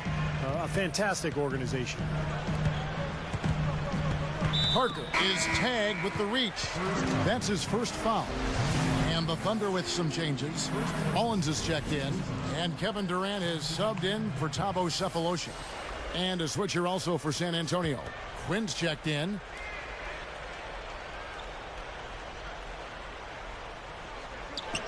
Here is Ibaka, averaging 6 points per contest. Pass to Robinson. 6 to shoot. Back to Harden. Damn, 12. It's hauled in by Blair.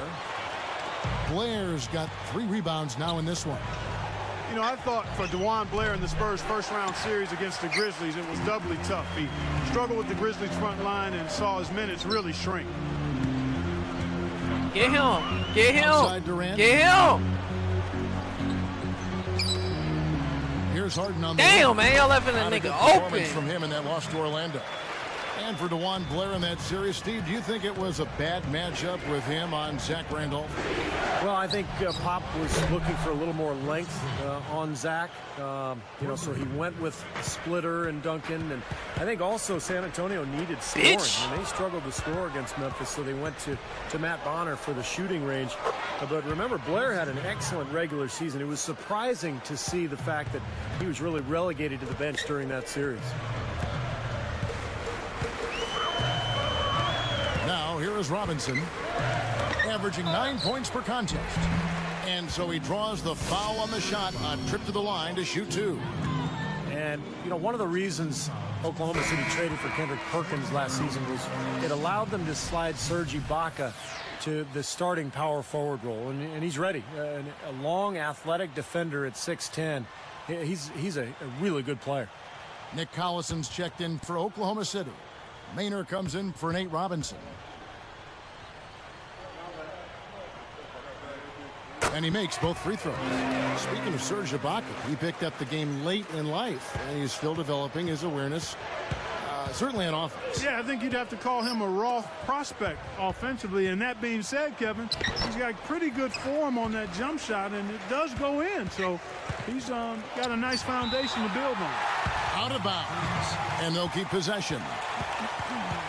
Breaking the action, so right now let's take a look at how the standings are as we go out west in the Western Conference after half the season has been played. You look at the Thunder, they're 6th best right now, looking to make a move up in the standings. And of course the San Antonio Spurs, they just haven't had the type of record they've wanted.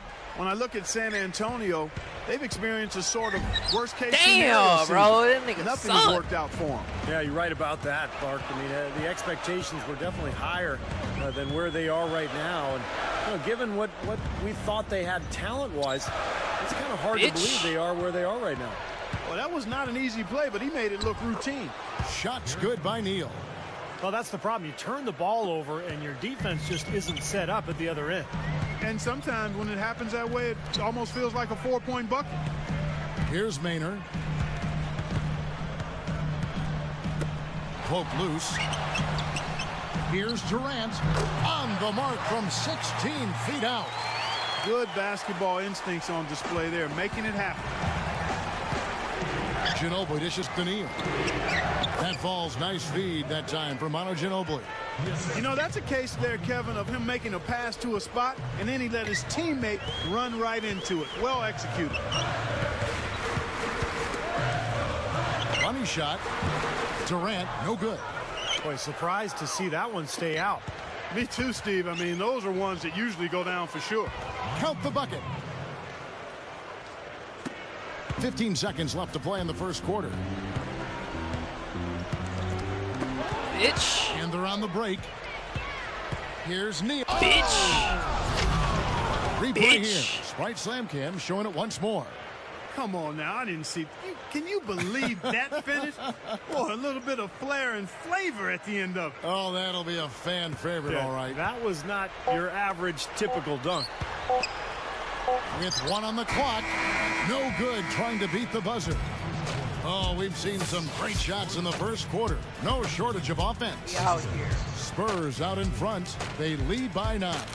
And you get a chance early on to see their depth. They got a nice effort from their bench players early in this game. Yes, Steve, I tell you what, their subs have really packed the punch for them so far. And we'll see you in just a moment.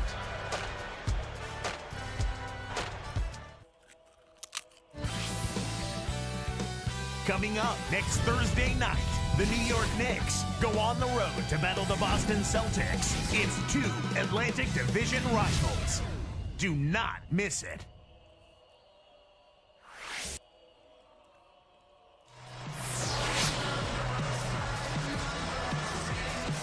And welcome back. It's been all one-sided so far through the first quarter as our second quarter gets underway.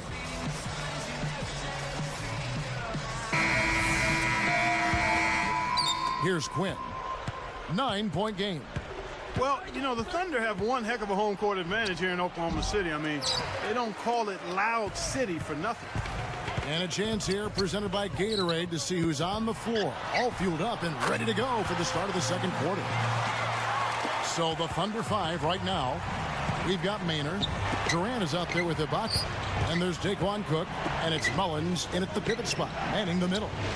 Launches a three. Oh! That's what I'm talking about. Devastating one-handed jam. That's what I'm Now, talking that's a about, special order hero. right there. Not everybody can cap off a dunk like that. Yeah, very difficult maneuver, but a tremendous one if you can pull it off. Here's Maynard. Bitch. Solo break. Here's Quinn. Lays it in off the breakaway. He's got 9. They're just trying to get out and outrun their opponent. That's exactly what's happening.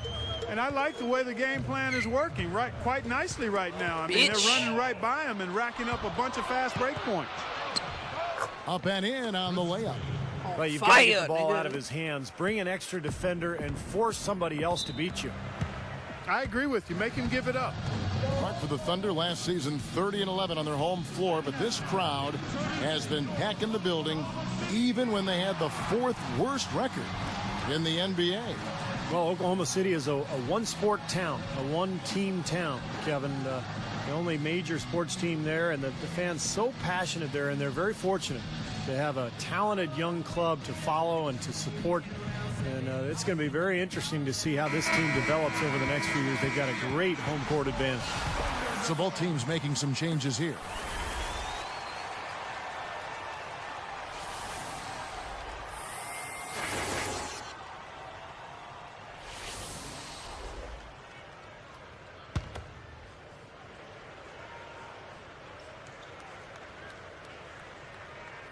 Here is Robinson. From 20 feet out. Shot's Dang. good. Robinson's. aren't writing the concept of the game itself. But in order to produce and sell games at a AAA level, you need funding. And you also need someone to publish the games. And this is when mega corporations start to get involved, such as Tencent, Sony, and in the case of this video, Microsoft. And the thing about mega corporations... Got 6.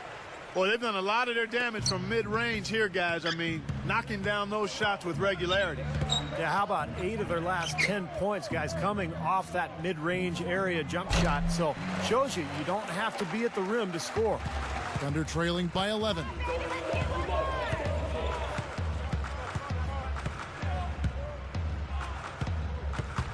He's covered by McDyess. Feeds it to Cook. Damn. Goes up from the top of the key. Damn. Good, and the assist goes to Robinson. Scott Brooks enjoyed a long career in the NBA before becoming a coach, playing point for a lot of teams over the course of 11 seasons in the league. McDyess, good. McDyess has got his first bucket in this one. Durant against Blair. Back to Robinson. From outside the arc. And again, Oklahoma City with the triple.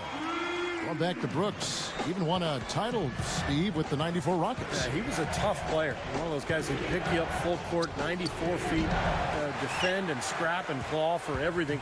And not really surprising to me that he eventually became a coach. Jefferson picks him up. For 3. Damn. Robinson misses. Spurs leading by 8. Boy, he needs to show more patience with the ball. That steal was easy pickings on such a long pass. Fires from the wing. And again, it's Oklahoma City. Guys, he's really shot the ball well. It's definitely not his fault they find themselves trailing in this. Well, guys, it was the best start in franchise history for the Spurs last season. They got to 40 wins before the end of January. That was a team first. And finished with the second best record in the league, 61 wins. And it's the Spurs ball. 13 points was their biggest lead in the game. They put up a nice win against Detroit the last time out. And they really shared the wealth in that game. They got some points from surprising sources. Did not miss a beat when they had to go to the bench. You're exactly right. I mean, they really got some fantastic minutes out of those guys. Here is Cook after the made shot from Manu Ginobili. So, Steve, a team you used to play for, the Spurs, essentially a 50-win team for the last 13 seasons, including when you played for them. But They may be nearing the end of their championship window. At least some people think that. How about you? Well, even Tony Parker said over the summer that he didn't think the Spurs could win a championship anymore. So what a run it's been. 50 win seasons, 13 times in a row. Just incredible. They'll still be very competitive, but this is not a championship team any longer. Both teams deciding to change it up.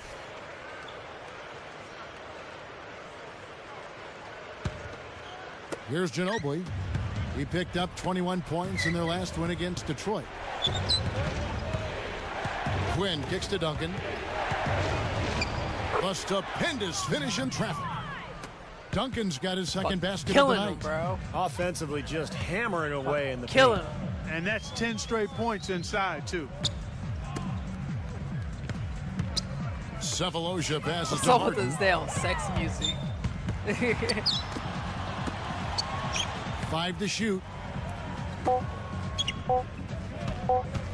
Outside Robinson. Gets it to Damn. go. Robinson's got 9 points in the quarter. Well, after Damn. a slow first quarter, he's starting to pick it up. Damn. Not watching the line there. Damn, Court bro. violation. Fuck that The break whole in the up. action. Let's see which teams have come away with the most steals in the NBA this season. The Spurs second, the Thunder in fourth. Well, they're defensive-minded teams, both of these teams are. They really pride themselves on making their opponents uncomfortable. And they get up into them. And because they do, they're able to get deflections that lead to steals, and that leads to points for them. On defense, San Antonio. Nate Robinson making his Bitch. last shot. He wasn't paying any attention to the defense. Poor pass there. I'll sit the fuck down. Just 4 seconds left to Sit the play in the fuck down. first half. Good if it goes. And he beat the buzzer, but it's no good. And so we wrap up the first half. Back in a moment another from day in the Oklahoma office. City.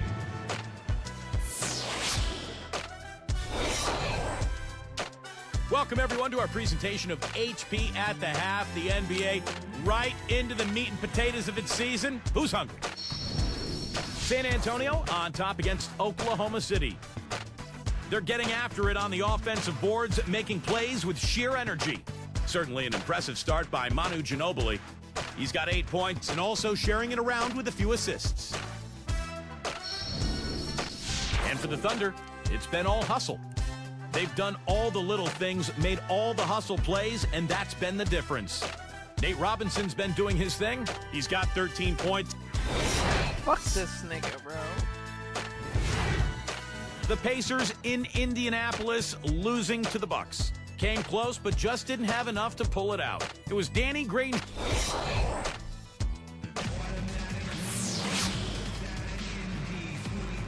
Welcome back, everybody. Third quarter just about to get going here in what has been so far a runaway game.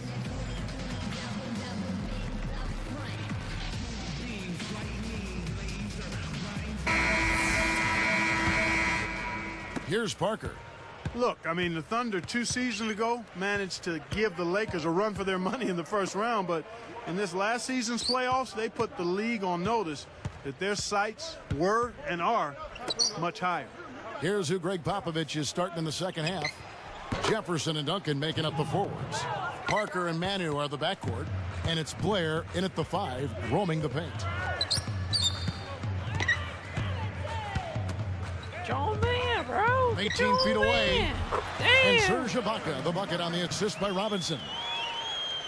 Robinson's got 3 assists in the game. And I think, Clark, around the league, the Thunder have been held up as the example of how you build a contender from the ground up. They certainly, Steve, lived up to that phrase, I thought, this past season. Yeah, they really seem to have all the pieces that a team needs to contend Damn. for a championship. A star player and Kevin Durant, great point guard, and Russell Westbrook. They've got Bitch. complementary pieces as well. Damn. Now it's just How a you matter forget of that? letting this team grow and move forward together. And he Damn. Dunked it on your Slam jam head. with the replay. There isn't anybody in the Damn. building that didn't appreciate that throwdown. Well, Steve, that's as fancy a finish as you could possibly get. A serious degree of difficulty on that one. You know, James Harden, a smooth offensive player, got off to a tough start last season, but righted the ship by the start of 2011. Played some great basketball. Catching up on the changes for Oklahoma City. Kevin.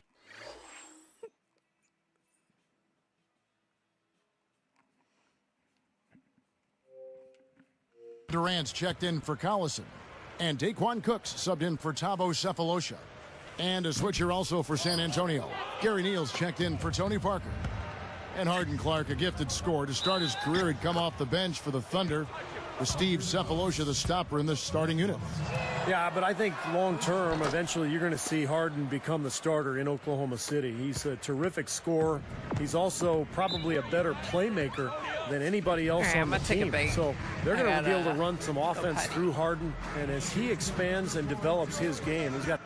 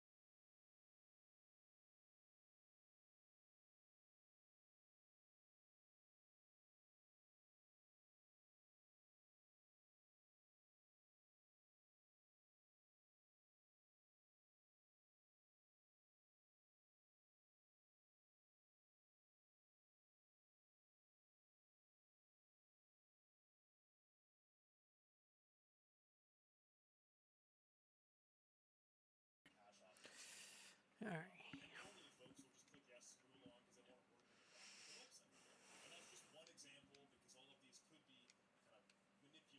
The fuck? A chance to be an all-star. Time called here. The Thunder decide to talk it over. Now, Tim Duncan is basically regarded as the greatest power forward of all time, but I would argue that he's actually a center.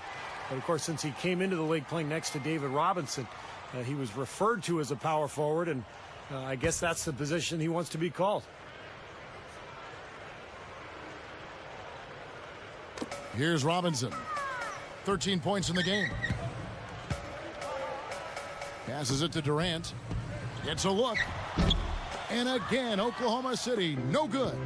And Tim Duncan, like you said, Steve, really the center for the Spurs. Now, he's typically guarding centers, and they're typically guarding him. But he's, in a lot of ways, listed as a power forward, just kind of depending what kind of talent they got up front. Well, especially now that he's slowing down a bit. He's matched up more with centers. That's really his position. But regardless, he's still among the very best big men in the history of the game, no matter what position you put next to his name.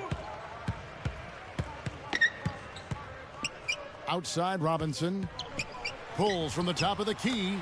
Good on the shot. Robinson's got 15 points. Oh, he just does so many things well out there. A true pro, a professional display he's put on here. One thing about Pop is that he can be hard on his own players, but he gets their respect because he's equally hard on all of his players. I mean, you could be the 12th man on the bench or Tim Duncan. If you mess up, he's going to let you know about it. It's stolen by Jefferson. And I like the aggressiveness defensively, forcing that mistake. No good from Ginobili. Don't you think, Steve, this is something that all coaches can mimic of Pop, the way he is hard on player 1 through 12, and certainly has his favorites and guys he's had around, but I think he treats them all like men, and I think they appreciate that. His lines of communication are amongst the best in the NBA. Yeah, he's got a great sense of humor. He can be very pointed and serious, but also very funny, and he knows when to be light and when to be really hard on his players. And so I think they have a good understanding that he cares about them, and they want to be coached, and they really accept whatever he brings on that day. Let's have a look at the league's top scorers for the past month. To say these guys have been hot is an understatement. Kevin Durant is second. Well, I'm sure the coach is pleased with his performance here recently. He's been on a nice little roll. If this keeps up, his team will definitely be moving in the right direction. Thabo Sefolosha has checked in for Daquan Cook.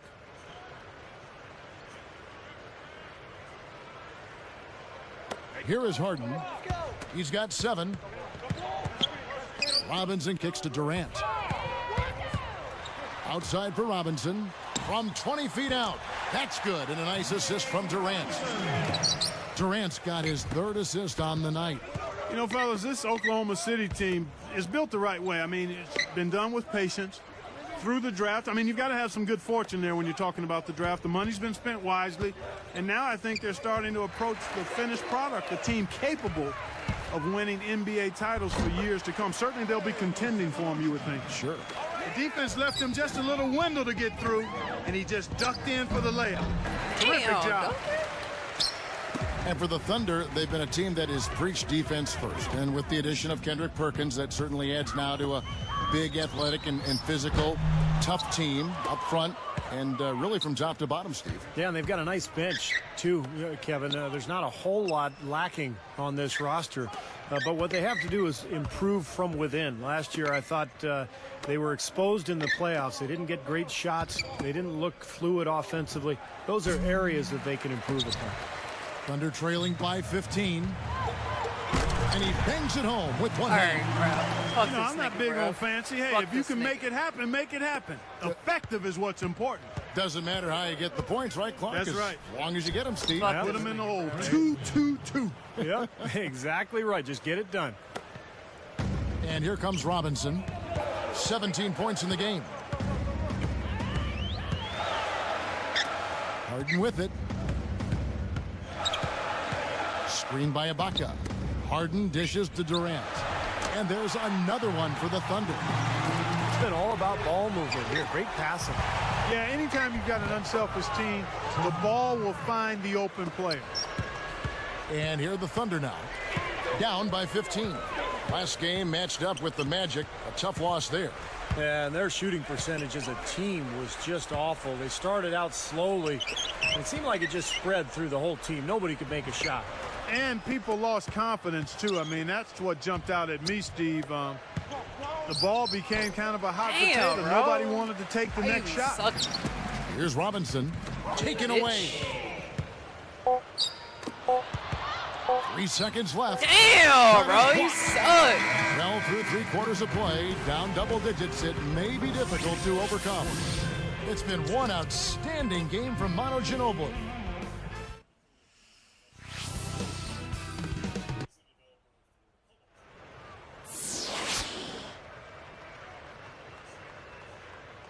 Now, as we get going here in the fourth, let's send it over to Doris Burke for our Sprite Spark. And Kevin, for the Spurs, the game's Sprite Spark has been the exceptional performance from their point guard off the bench. He didn't start the game on the floor, but the way he stepped up and made an impact, you have to think he'll be on it when this thing ends. We'll see if that's the case, guys. Wonderful stuff, Doris. Thank you. What a game it's been for him up to this point, Clark. Kevin, he has been absolutely outstanding. I mean, we may not have been expecting him to play this kind of role, but he certainly has put his impact on this game. Yeah, he sure has, Clark. A huge factor off the bench. Westbrook and Harden in the backcourt. Durant is out there with Ibaka. Bro, get your old That's the man, lineup in the bro. game for Get your Oklahoma old City. man. Durant, no good. Spurs leading by 15. Here's McDyess. Can't get it to go. Westbrook with the nice D there. Now the Thunder with it. 15-point game. And after this one, they're home against Minnesota. That will complete this 4-game homestand. Well, no defense there. I mean, he just takes the ball right to the rim. Here's Green, and the rejection by Ibaka. And here comes Westbrook. It's stolen by Green. Solo break. Jumps up. The fast break ends at the rim with a jam.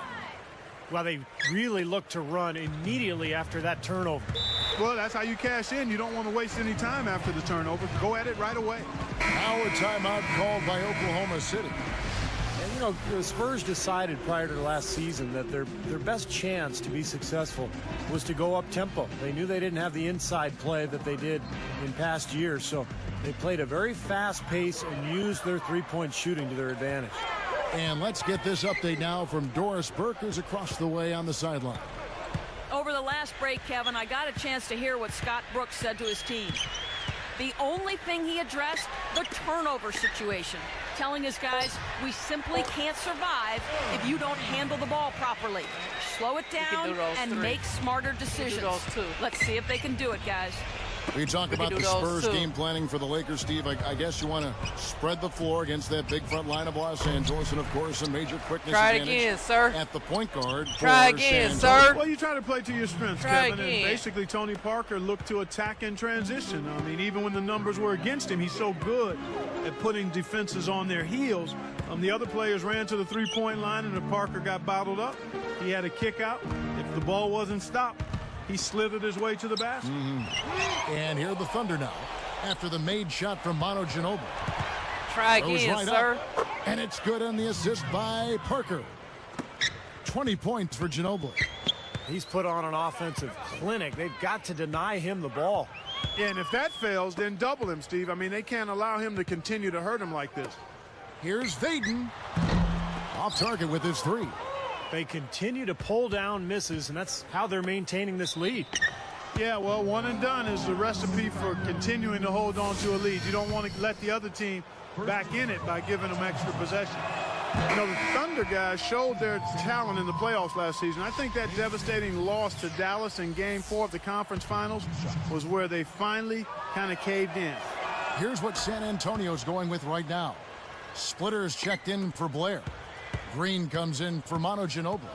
And Gary Neal subbed in for Tony Parker. Maynard kicks to Durant. Now Maynard. This one for three. And it's Durant. That time on the assist by Maynard. And that's 11 points for Kevin Durant.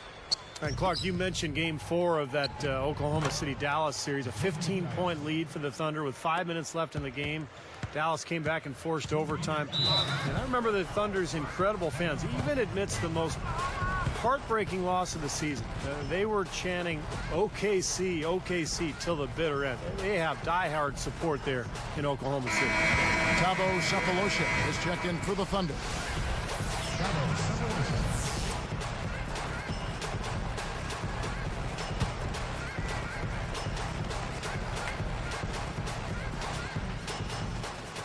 Here is Harden. Outside Robinson.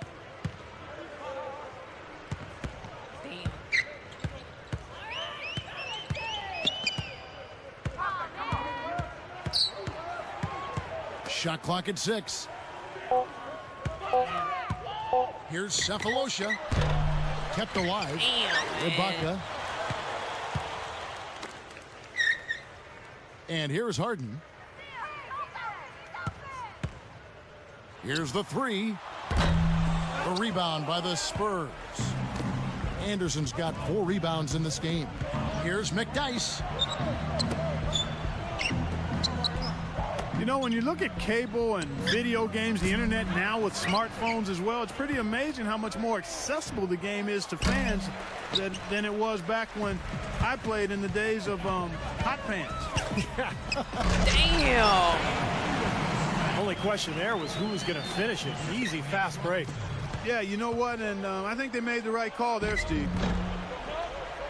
The layup Damn, missed. bro. Going back to the all-digital distribution of the game, Steve, the NBA deserves credit for really staying on the cutting Damn, edge. they just let the for bitch sure. players You win. can see games now in 3D. You can see it on your phones. You can Ain't see nothing but games bitch players. on the internet. It's just amazing to think about the innovations in technology that have taken place in the last decade and how they have affected our game. Now, here is Robinson. Easy shot. And it's Durant, that time on the assist by Robinson. Good thing he showed up today, because without him, this team would be in big trouble. And the shot is good. And the Spurs lead by 15. Another bucket, and they are just pulling away here now. Yep, no doubt about it. They're sprinting to the finish line. Throws down the breakaway jam. Well, they're just trying to run clock now. I mean, this thing is pretty much over. Yeah, there's nothing but the result to be determined. So it's time to start thinking about the next game now. I don't know, Clark. This looks over now. Yeah, I agree with you. This is all but over. Nice little run here, but it may be too little too late. Yeah, I agree. Just not enough time, Steve. The clock is their enemy, not their friend. McDyess passes to Green. Here's Splitter. Oh, off target. Well, he was going to have to get lucky to make that one. Young fella, I think there was a much better option available that time. And so it's San Antonio easily taking this one. They put on a show tonight, thoroughly controlling each end of the floor. Hey, what more can you ask? Well, that'll do it. For Doris Burke, Steve Kerr, and Clark Kellogg, this is Kevin Harlan saying so long. We'll see you next time. And as we leave, we give you our Jordan Player of the Game, Manu Ginobili.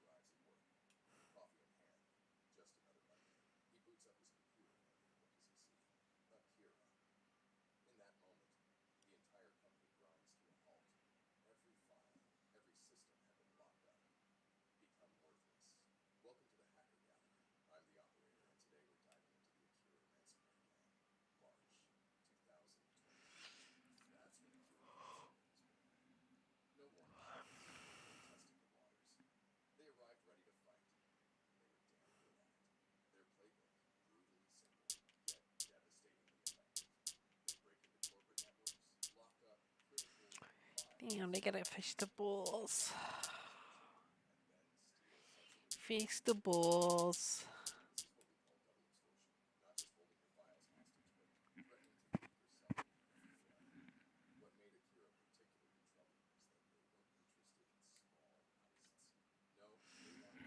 Thanks for tuning in to 2K Sports' presentation of the NBA.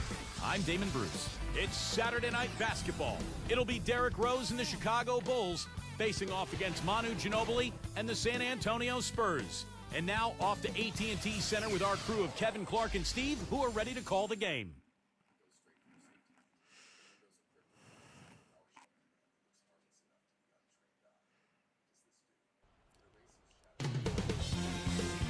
And we see the Spurs getting ready to go.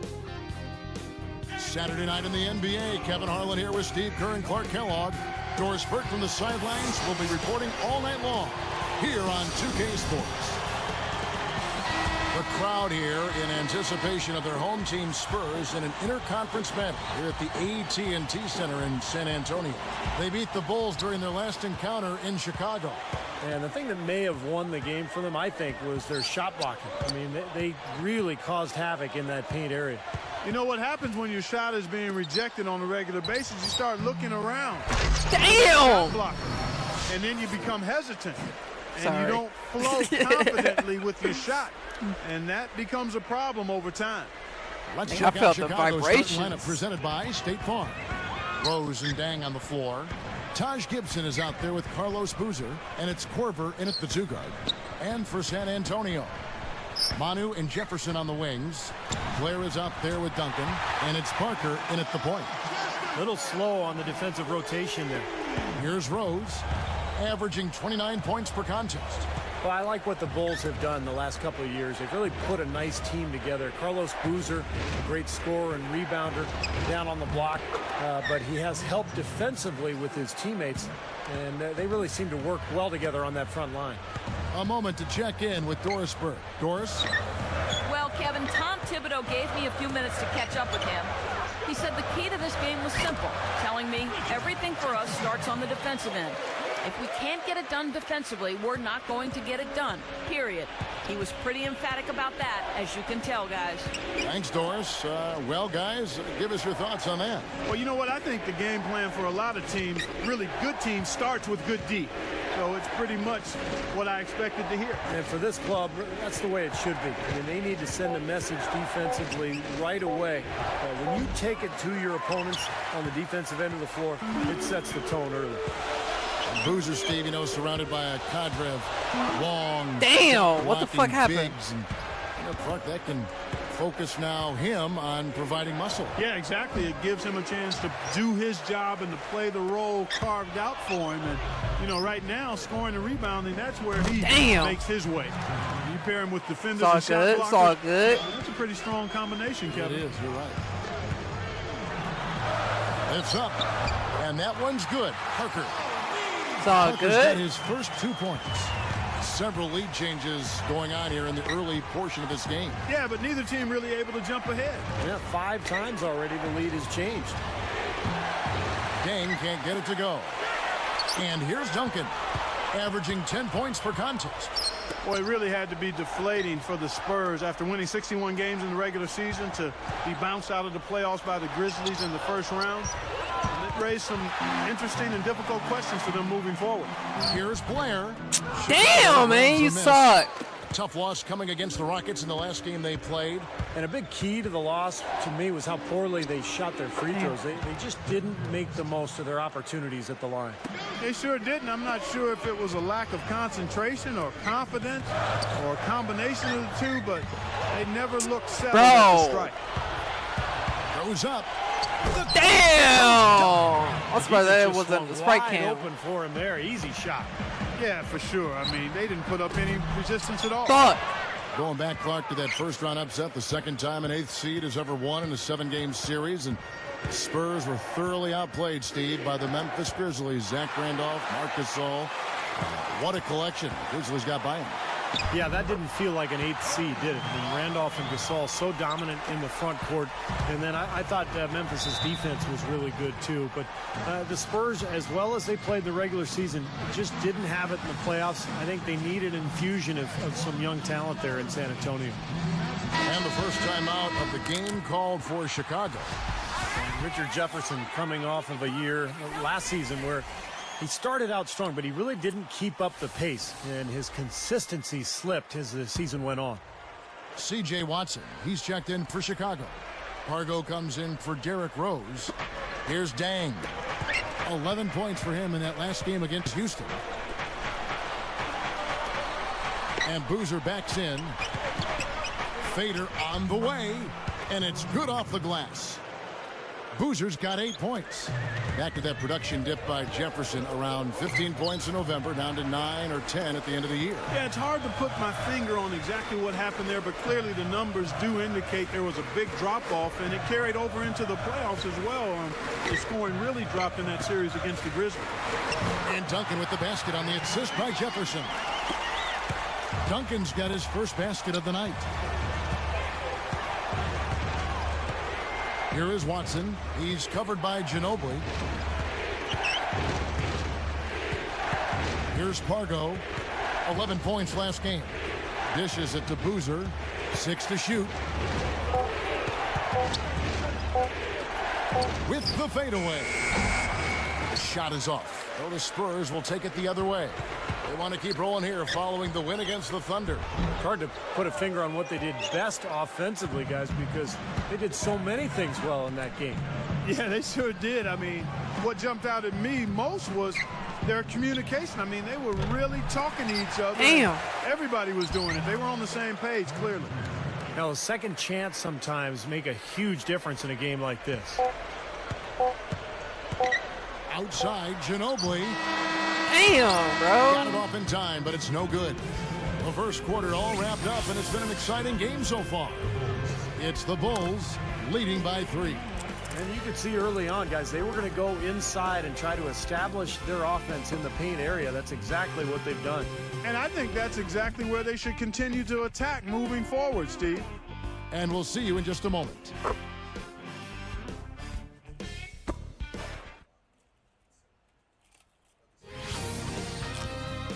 Tune in next Sunday. Andre Iguodala and the...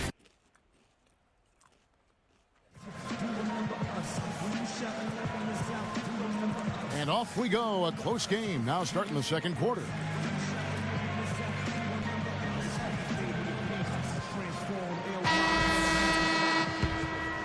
Here's Ginobili. 20 points for him last game against the Thunder in Oklahoma City.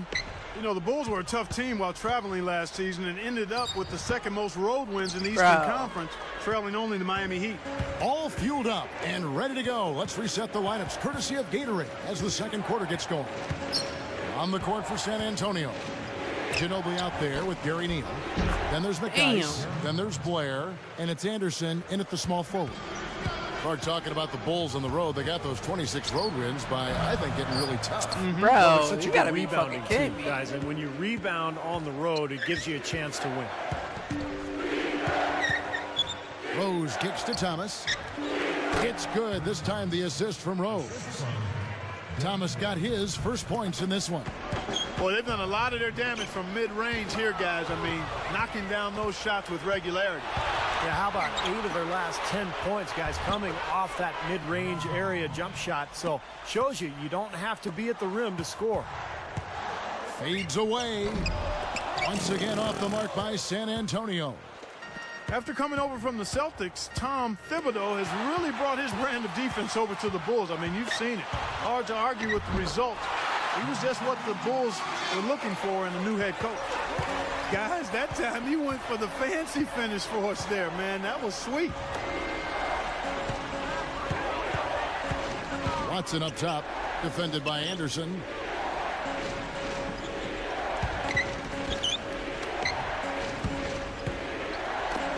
It's a look. San Antonio with the rebound. When you see the turnaround, Clark, that Thibodeau brought to Chicago. You know, Steve, you've been in the front office before hiring and firing coaches. You wonder why he wasn't hired sooner. Well, I actually interviewed Tom Thibodeau in Phoenix, and maybe I should have hired him.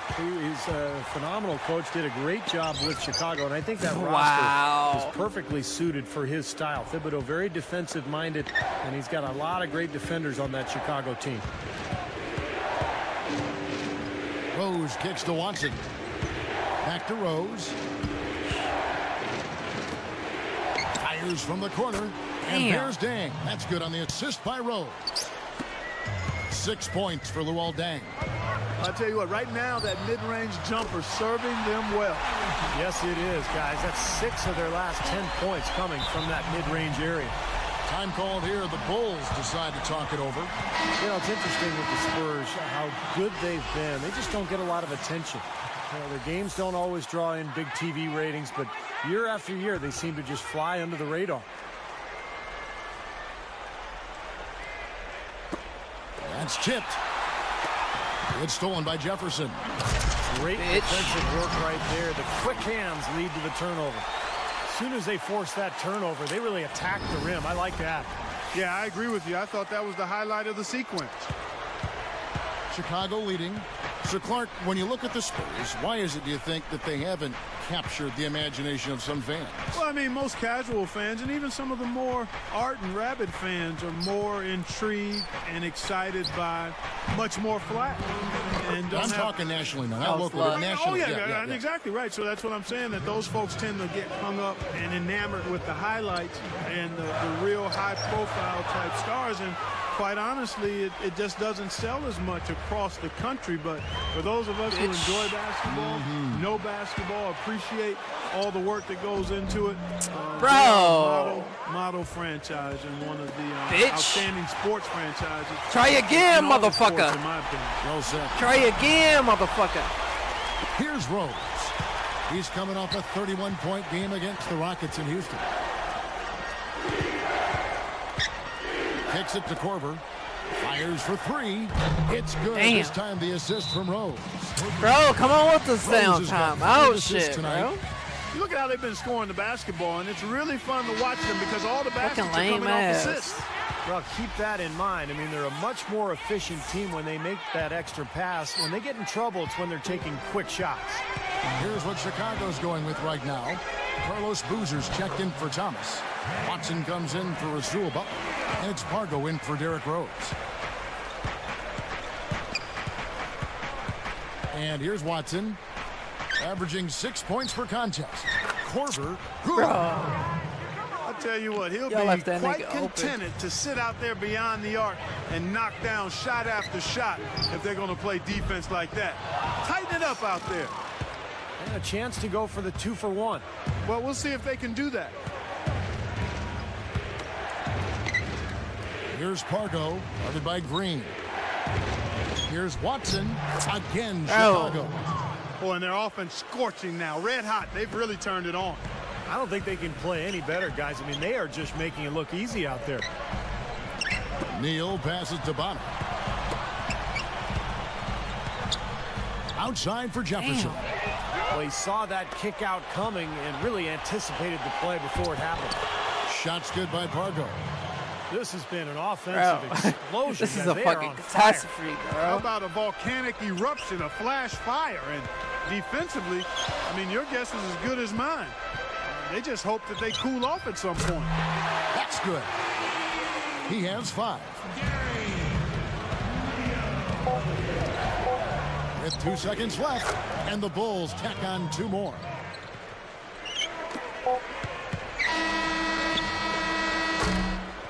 And so we wrap up the first half. Back here in just a moment from San Antonio.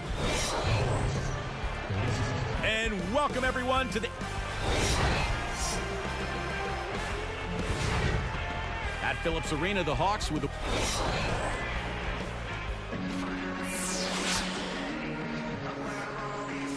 And the second half about to start here in just a few moments.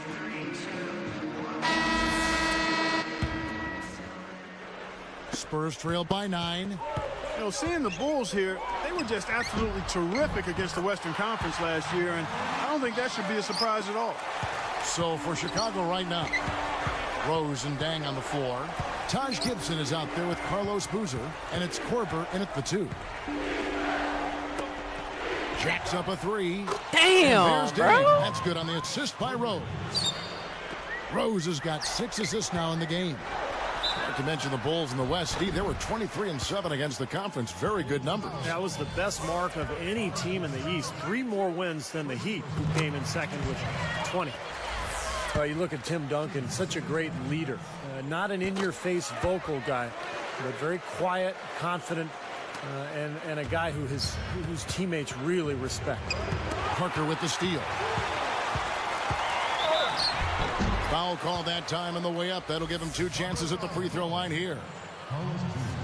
And Steve, you used to be one of his teammates, so you know firsthand what Tim Duncan means as far as leadership goes. I mean, he's never put himself above the team. He always allows himself to be coached, which is really important for the team's best player. And that sets the tone for everybody else. Blocked. Spurs trail by 7. That's good from Jefferson on the assist by Blair. Jefferson's got 9 points. Well, they've got to do something defensively because he's been unstoppable. And defensively, Steve, your only choice now is to double him. I mean, I don't think there's another option. Rose against Parker. Down low. Shot clock at 6. That one goes. Count it. Oh, man, bro. 8 points for him. Just putting on a passing display out there. Well, just add another fantastic assist to the highlight reel for this guy. Ginobili misses. The Bulls leading by 7. Stolen by Ginobili. The Hail Mary from beyond half court is off target. And it's the Bulls with the ball. They've led by as much as 10. Here's Gibson, guarded now by Duncan. Gibson dishes to Boozer. Blocked again. Shot by Gibson. Gibson's got his first bucket of the night. Boy, what a great job of getting into the teeth of the defense and scoring in the paint. And that's been their main point of attack. I mean, get the ball deep and try to score from in tight rather than rely on their outside shooting. I mean, that's a more consistent way to score it. Take it inside. Releases from 15. And there's Derrick Rose on the assist by Dang. And it's an 11-point Bulls lead. Clark, this offense has really been clicking. No doubt about it, giving the defense all kinds of trouble. And they're playing with so much energy offensively. The ball is really moving. It's stolen by Jefferson. Here's Parker. And they call goaltending. They'll give him a bucket. Well, for one, he hasn't let them down. I mean, but a few other guys need to pick up the pace if they're going to be good. And the Spurs with some changes. Matt Bonner comes in for DeJuan Blair. And Gary Neal subbed in for Tony Parker. Kurt Thomas, he's checked in for the Bulls. Back to Rose.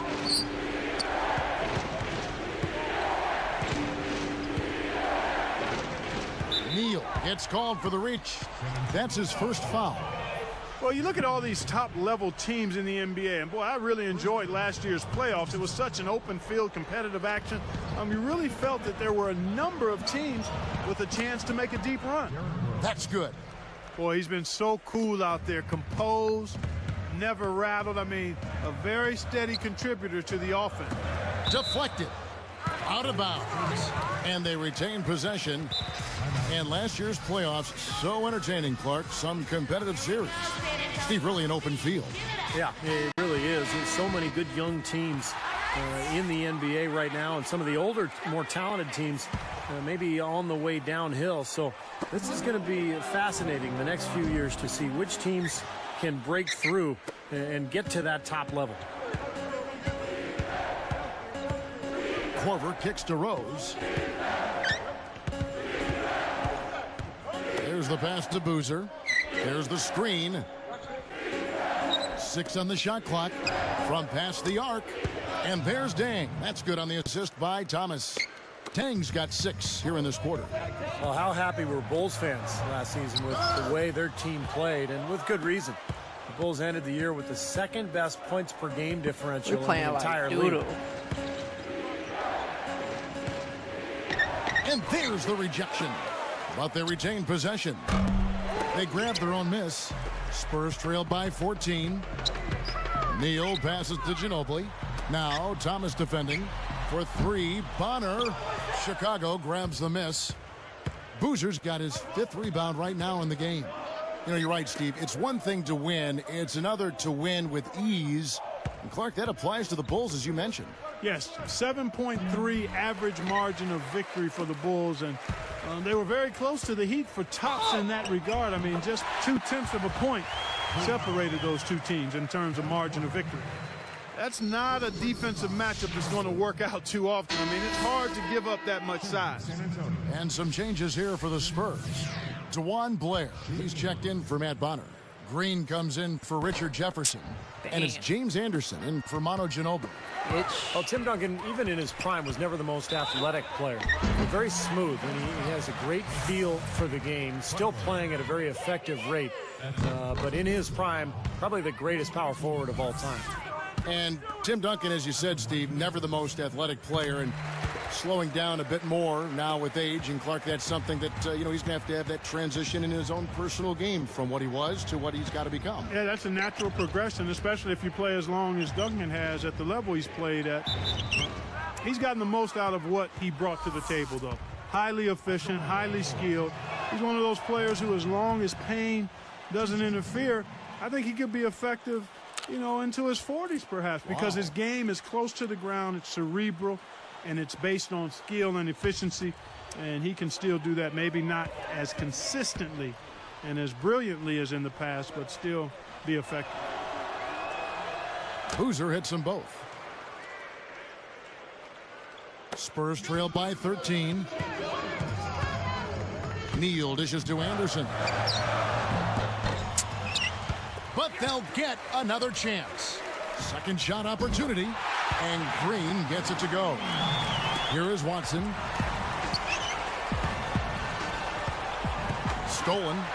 Solo break. Here's Neal, and he puts it down with authority. Right slam cam for another angle. That's worthy of a standing O for that one. He's getting a standing O. You got to get up for that. I'm up. Hey, yeah, he does deserve a little special treatment for that one. Fellas, just sit down. Let's leave it to the fans, all right? Settle down. And that does it for the third quarter. Both teams clicking offensively as we approach. Tune in next Tuesday night.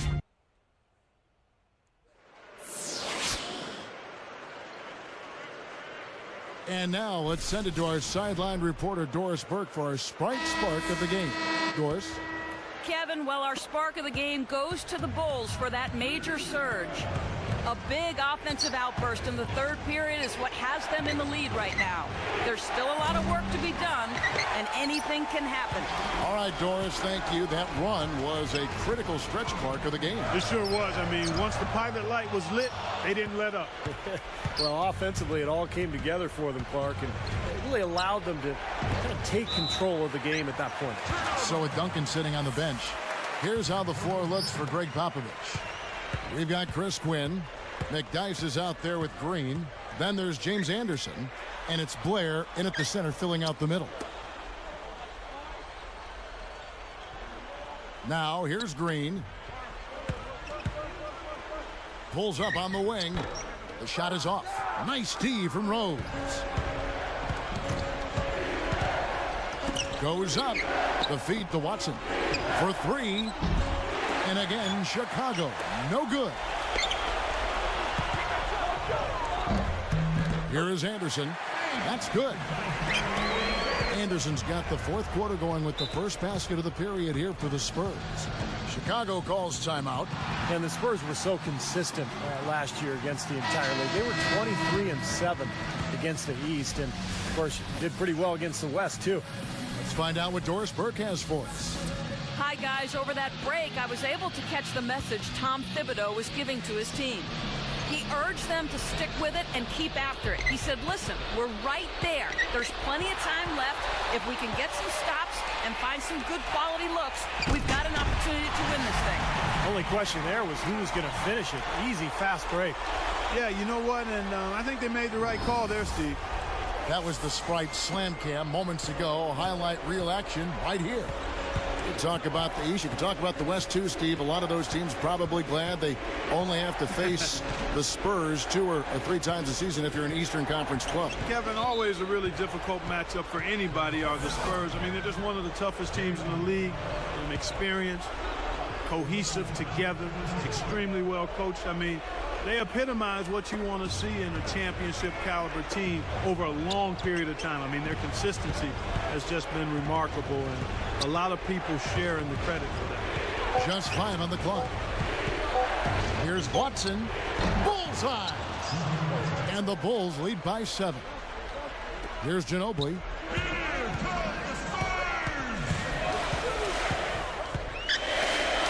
Nick Dice kicks to Neal. A 3.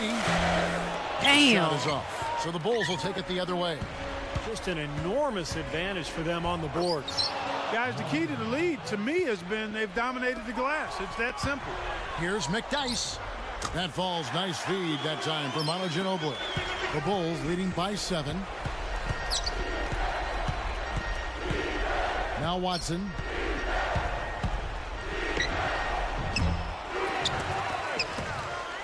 Here's Korver.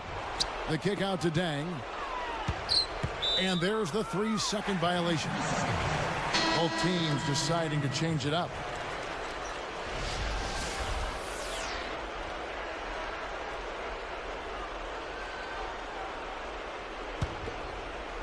And it's the Spurs ball. They trail by 7. Back to Duncan.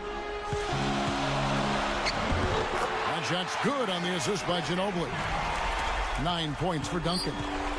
Defensively, they're giving up way too many transition hoops. It's as simple as that. Yeah, Steven, that's something that teams work on plenty in practice. I mean, a run out here and there will happen, but they've got to do better overall, much better. Back to Jefferson. Launches it. Gets the bucket. Coming back with a 3 of their own. I like that. Good response. Yeah, I agree with you. See, this is a team that will not back down. I mean, I'm not surprised to see them answer that way. Time called here. The Bulls decide to talk it over. They're up by 5. 1:52 left here in the 4th quarter. And the Spurs making a change here. Parker's checked in. Then for the Bulls, Gibson comes in for Kurt Thomas. And it's Watson in for Jannero Parker.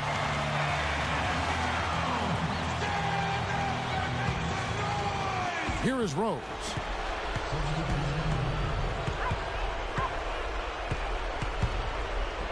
Over Jefferson. And the Bulls with another miss. As they grab one there, I was going to make the point that they just haven't done enough in terms of rebounding the ball. I agree. Tell you what, it has been all offense all game long. You know what? This is really fun to watch, guys. I mean, as a coach, though, this is when you want to just harness this energy and bottle it up and ride it all the way. Boozer covered by Duncan. Boozer kicks to Rose. He's picked up by Parker. Damn. Jumper off the screen. Puts it up.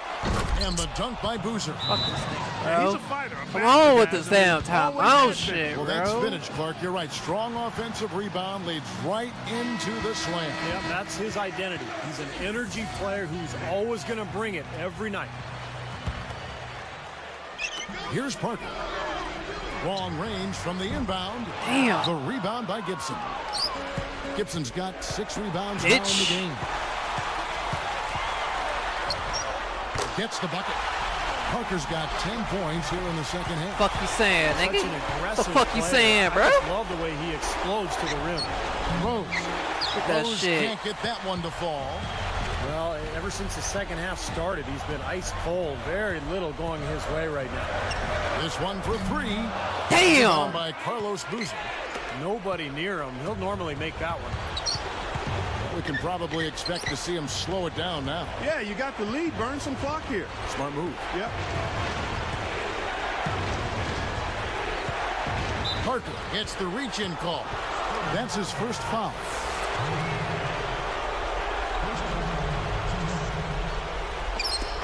.30 seconds left in the 4th quarter.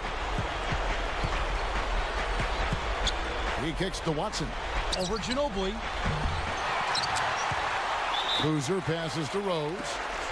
They foul intentionally. That's what they have to do at this point. Fuck off, And bro. fouling now is really your only option. Yeah, and you just got to hope he misses the free throw so he Man. can get back in the game. We got this shit 1-2, bro. He's checked in for Splitter. Man. Gets them both, and it's a 4-point ball game. Bro, Trip come to the on with line. this timeout Just made shit, it a dude. two-possession game, Kevin. I don't Time give call a here. fuck. The Spurs decide to talk it over. They're trailing by 4. 20 seconds left in the fourth quarter. The tray. It's in! And what a sensational nigga. bucket to bring them within 1. Big time shot. Bro, come on, bro. And now they foul and stop. Damn. Why you gotta do that shit? It's the first. That'll put them up by 2. Bro, that fucked the whole game up. Perfect from the line. And it's a Bro, that 3-point didn't ball fuck game. the whole game Taking up, full bro. advantage of the charity stripe here. Stretching that margin to 3. To tie it up. The Fuck. 3 won't fall. Damn. Iffy That would have shot tied it up. selection there. Defender draped all over him. Well, you got to understand who's guarding you in that situation. I mean, if he's on Damn, you bro, tight, we lost this you can't shit. just rise up and try to shoot over the top. Damn. Can't get the first one to drop. That nigga miss. Connects on number 2, and that gives him a 4-point cushion. Talk about a clutch free throw, Kev. That one just might have sealed the game. Puts it up off the inbound. Shot is Damn, up. bro. And so That the was big close. win by Chicago in a tight game. Happy back. And Clark, you know, it was quite a nail biter. Yeah, it was tight. Their guys were able to come up with big plays down the stretch, and that's the difference. And that'll do it for Clark Kellogg, Steve Kerr, and Doris Burke. This is Kevin Harlan. Thanks for watching this presentation of the NBA on 2K Sports. And now we present the Jordan Player of the Game, Derrick Rose.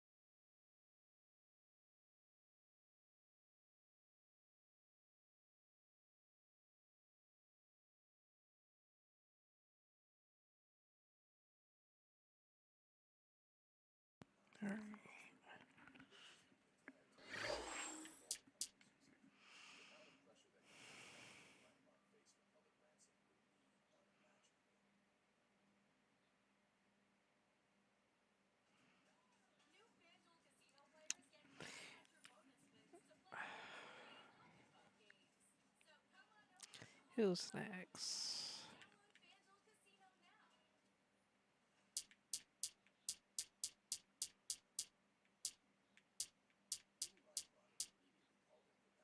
Spurs versus Blazers.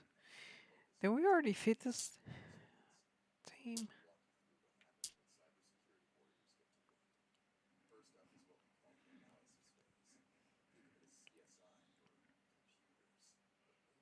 We in December 19th. Welcome to 2K Sports. We've got basketball. Seems like we I'm got a Damon long ass Bruce. wait for the Monday night in the NBA. playoffs. It'll be the Portland Trail Blazers facing off against Tony Parker and the San Antonio Spurs. And now off to AT&T Center with our crew of Kevin, Clark, and Steve, who are ready to call the game.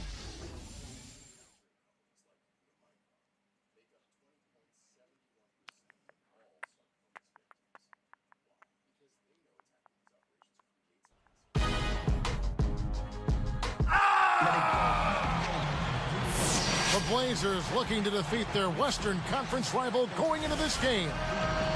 The NBA on 2K Sports. That is the place you want to be. We're happy to have you with us on our broadcast today. And it's been home cooking for the Spurs in the midst of a homestand here in San Antonio. Challenging part of the schedule, and this is where they need to buckle down and take care of business. For the Spurs, they performed at a level well below what I thought they were capable of. I mean, I expected a much, much better showing out of them. You're not the only one who thought that, Clark. I mean, even if they weren't going to be an elite team, I think most people felt they would at least be competitive and solid, but they are really struggling. And now the State Farm starting lineup. Here's a look at the Portland Trail Blazers. Aldridge at the 4 and Oden at the 5. Belton is out there with Brandon Roy. And it's Wallace in at the 3 slot. And for the Spurs, Jefferson and Duncan making up the forwards. Parker and Manu are the backcourt. Damn. And it's Blair in at the 5, roaming the paint. That's good.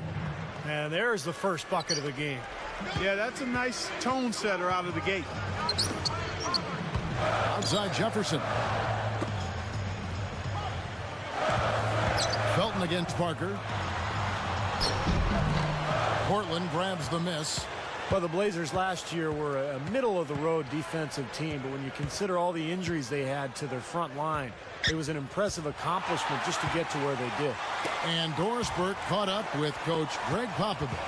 Doris? Damn. Kevin, he said in a matchup of teams that appear to have such similar Bro, Reed not about talent, to have it usually comes this. down to which side is willing to be more aggressive. That's the message he tried to make very clear to his team before they hit the floor. Will they be assertive to start? We'll see. All right, Doris, thanks. So it really could come down to, Clark, the coaching matchup. Wouldn't be surprised. I mean, you look at the talent on the court, and it's very similar, both sides of the ball. Damn. Your thoughts? Well, the matchups are really interesting here, Kevin, as you guys talked about. Very evenly matched in terms of talent. So I think, you know, the substitution patterns of these respective coaches will have a lot to say at who decides this game. Well, Steve, you think about the Blazers over the last decade, they've never been a dominant defensive team. I might even say downright poor until around 2007, 2008, but they've improved in that regard as far as defense goes. To move from a playoff contender to championship There we go, Duncan. contender, their defense is going to have to catch up with their offense. Well, Steve was saying just to be in the top 15 defenses. Here's Roy, averaging 9 points per contest. Stolen by Ginobili. Here's the break. In strong with the one-handed jam. That's how it works. Your defense feeds into the offense. Yeah, you know, excellent work, I thought. Solid work on both ends in that particular sequence. Now, here's Roy. Damn. Here's Wallace, and it's rejected. And so here is San Antonio. And they played the Blazers once earlier in the season. And overall, a very disappointing effort. They really didn't do anything well. They deserved their fate. Yeah, it was far less than a masterpiece, that's for sure, Steve. Here's Aldridge after the made shot from Manu Ginobili. Felton dishes to Oden. Blocked. But they recover it. Here's Wallace. That doesn't go either for Wallace. They've definitely hit that groove offensively. They sure have, guys. I mean, really aggressive. And I like that posture and mindset. Stay aggressive. Yeah. Steve, you like groove, don't you? I do. I love groove, Kevin, and I love the attack mode this team is in, too. I mean, they're really getting into the paint. They're getting whatever they want offensively. Well, Tim Duncan, even in his prime, was never the most athletic player. but very smooth, and he has a great feel for the game, still playing at a very effective rate. But in his prime, probably the greatest power forward of all time. Stolen by Ginobili. Here is Bonner. Back to Ginobili. Over Roy. Damn. Again, the miss by the Spurs. And Tim Duncan, as you said, Steve, never the most athletic player, and slowing down a bit more now with age. And Clark, that's something that, he's going to have that transition in his own personal game from what he was to what he's got to become. Yeah, that's a natural progression, especially if you play as long as Duncan has at the level he's played at. He's gotten the most out of what he brought to the table, though. Highly efficient, highly skilled. He's one of those players who, as long as pain doesn't interfere, I think he could be effective, into his 40s perhaps, because his game is close to the ground, it's cerebral, and it's based on skill and efficiency, and he can still do that, maybe not as consistently and as brilliantly as in the past, but still be effective. Here's Quinn, following the basket by LaMarcus Aldridge. The dish to Bonner. 4 on the shot clock. Jefferson with the 3. They get it back. They got a narrow edge here in rebounding early on. You wonder how much that'll play going forward. Well, I like the way they've set the tone. They're going to have to continue to work at it, but rebounds will be key in this game, no question about it. You know what? That's what you like to see. A perfect pass leading him right into the shot. Didn't even have to break stride. Damn. Poked away. Duncan picks to Bonner. The 3 is launched, and that one's good. Wow, what a combination. A big man who can shoot from long range. And here is Felton. He picked up 15 points in their last win against the Grizzlies in Memphis. And Jefferson gets it to go. Guys, that's what he does. I mean, he excels at getting to the rim. Trailblazers trailed by 4. Now, here's Felton, averaging 13 points a contest.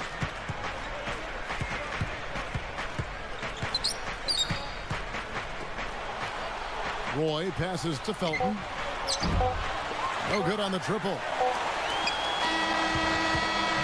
The basket's coming early and often in the first quarter. Spurs lead by 4.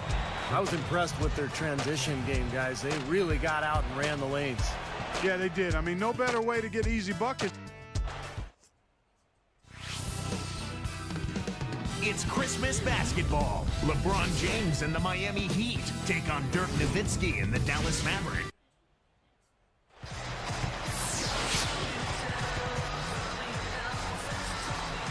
And now the second quarter just getting set to start. Here's Ginobili. And now let's check out the lineups courtesy of Gatorade, all fueled up and ready to go. Here's the second quarter of play. On the floor for San Antonio, they've got Ginobili. McDyess is out there with Blair. Then there's James Anderson, and it's Neal in at the point guard position. The finger roll finish, a little finesse for you folks. Guys, the Spurs played great basketball against their Western Conference foes. I mean, they went 38-14 against the West. Here's Felton. They rule this one goaltending. Count the shot.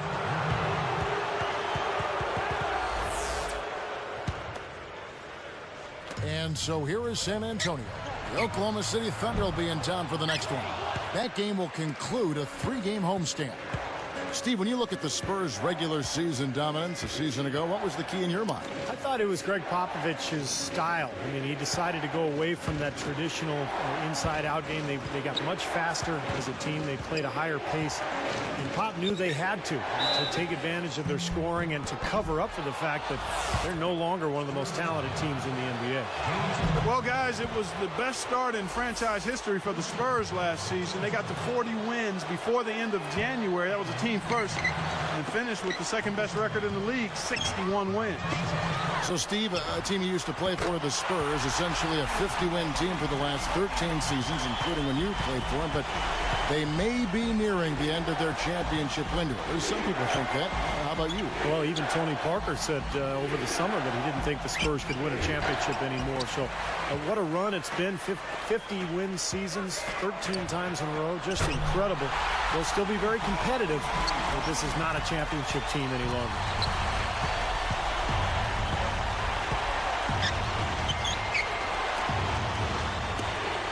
Loose. Boy against Ginobili. Rocket 6. Blair against Aldridge. Well, it was a breakout season a year ago for LaMarcus Aldridge. I thought he should have been on the All-Star team, but he really kept Portland in the race when they had so many injuries early on. He was their best player and became a dominant force. Catching up on the changes for Portland. Greg Oden, he's checked in for Camden. Wallace comes in for LaMarcus Aldridge. And Wesley Matthews subbed in for Brandon Roy. And Clark, when you think about Aldridge, and I think I know your answer, but I'm going to ask you anyway. Is he the best active player never to make an All-Star game? I don't have the list in front of me, but Josh Smith, has he not made an All-Star game? I don't think Josh has made one in Atlanta. I don't think so. And then LaMarcus Aldridge. So, yeah, I don't know without a list, but he's on the list. He seems like he should be at the top. Yeah, if he's not at the top of it, yeah. Now we get a chance to check out the standings out west. Already we're in December. Look at the Trailblazers. Here in the early part of the season, they've acquired the third best record in the conference. And, of course, San Antonio, 6 games out. You know, checking out San Antonio, they've experienced a sort of worst-case scenario season. Nothing has worked out for them. Yeah, you're right about that, Clark. I mean, the expectations were definitely higher than where they are right now. And, you know, given what we thought they had talent-wise, it's kind of hard to believe they are where they are right now. Quinn kicks to Green.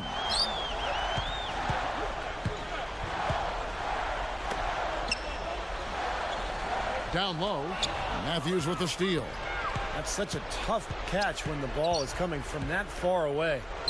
Batum dishes to Matthews. There's the block. Spurs leading by 6. It's going to be 2 free throws. Drew contact on the shot. That's on Raymond Felton. Look, guys, I mean, the Blazers eliminated from the playoffs by the Dallas Mavericks in the first round last season. The Blazers had their moments in that series, though, most memorably a huge 23-point comeback in Game 4, led by the brilliance of Brandon Roy. But in the end, they just did not have enough to handle Dallas.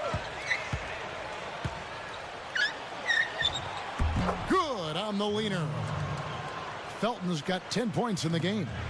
No question about it, guys. He's been one of their best performers today. Even that Portland-Dallas series, superior outside shooting, the difference for the Mavs. Yeah, I agree, Kevin. The Mavs shot 38% from the three-point line in that series. Portland just 30%. And because of the lack of shooting for the Blazers, it's much easier to defend them. You can really pack the lane and take away driving lanes. Time called here. The Blazers decide to talk it over. Well, for the Blazers last season, guys, I mean, they went 48-34 overall. I mean, 2 fewer wins from the season prior, but this team has managed to remain competitive despite just a huge number of major injuries to key players. I mean, that's a credit to those players, but also to that coaching staff. Nate McMillan and his staff have done a fantastic job keeping that team really competitive. Catching up on the changes for Portland. Marcus Camby, he's checked in for Oden.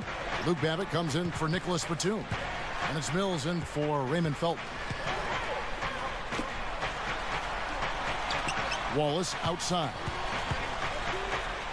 Guarded now by Duncan. There's a good screen. And Wallace slams it in. Boy, that was a violent throw down there. You're telling me. Well, you know when he goes up with both hands, it's going to go down hard. Duncan kicks to Jefferson. It's taken away by Wallace. Great job playing the passing lanes and forcing that turnover. And he draws body contact. Looked like a blocking foul, and he was in the shooting motion. So he'll head to the free throw line. They get Marcus Camby. Good thought there, Clark, when you take a look at the Blazers last year, the year before, really, with all those injuries. It's interesting. Pretty comparable overall. But their home versus road split deepened. Steve, quite a bit. Yeah, Kevin, just 18-23 on the road, a 6-game decrease from the season prior. So they have to figure out a way to get back to their winning ways away from home. We know they have one of the best home Damn, how does this in the NBA. Bro, this nigga's but weak. You've got to win road games if you're going to be elite in this league. Damn! Slam by Wallace. Brought to you by Sprite, the Sprite Slam Cam on the replay. It's a windmill finish. Now that's nasty. How do you do? Finishes the play. Utter disregard for his own safety. Look at his teammates. They're just shaking their heads. I mean, he must have told them to look out for that one. You know, Kevin, scoring was a slight bit down for Wallace last year, yet his points per game stayed about the same between Portland and Charlotte. That's his second shot from long range in this quarter, so he's starting to roll.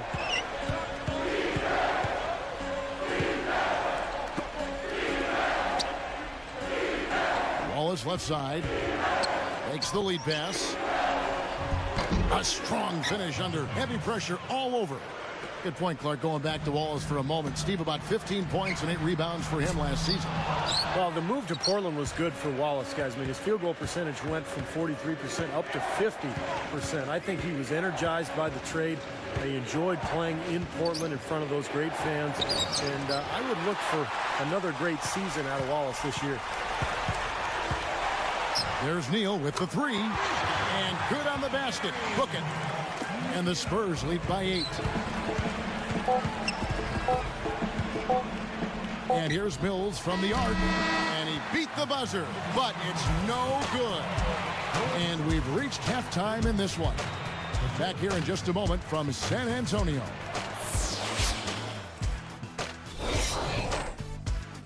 Welcome, everyone, to HP at the Half. At Time Warner Cable Arena,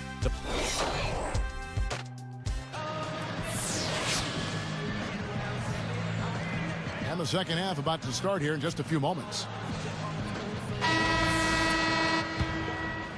Here's Parker.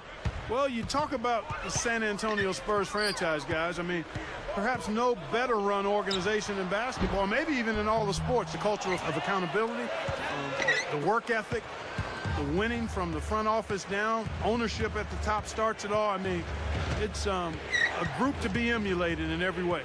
On the court for the Trailblazers, Aldridge at the 4 and Oden at the 5. Roy out there with Felton. And it's Wallace in at the small forward position. That's where you like to get shots, inside and close to the hoop. Well said, Clark. The Spurs have done a great job of identifying players who fit in their system. Steve, you've been there with another team, Phoenix, identifying players, drafting, procuring talent. You've got to have great respect for their organization. Yeah, I think it's maybe the most well-run organization in the NBA, Kevin. They even own their own D-League affiliate in Austin. They run it like a minor league team, so they're able to really kind of teach and mentor their young players and young coaches. A fantastic organization. That's good from Jefferson on the assist by Parker. Parker's got 3 assists in the game. Parker with the steal. And they're running.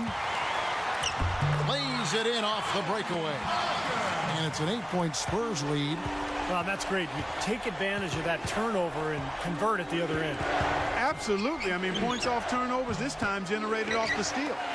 Tell you what, the defense wasn't backing down there because usually he can use his strength to fight through contact. Jefferson, that's good. But with the defense recovering into the lane, you've got a wide open shooter at the three-point line. Well, you look at the Spurs and you wonder how have they been so dominant these years. And it helps when you get a guy like Tony Parker with the 28th pick in the draft, a guy who's been an all-star a few times. Let's take this chance to bring you now the hottest shooters from downtown this month. Well, you look at Jefferson, dangerous player from three-point land, a great talent with a great release.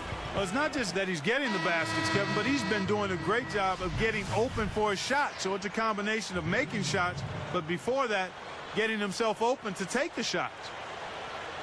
Matt Bonner, he's checked in for San Antonio. Gary Neal comes in for Tony Parker. Stolen away. Smooth defense there. He made it look like the pass was intended for him. That is good. He has 5. Everything's falling now, and this lead continues to increase. Yeah, it's just way too hard to keep up with the scoring pace like this. I mean, and that's why the defense is having a tough time.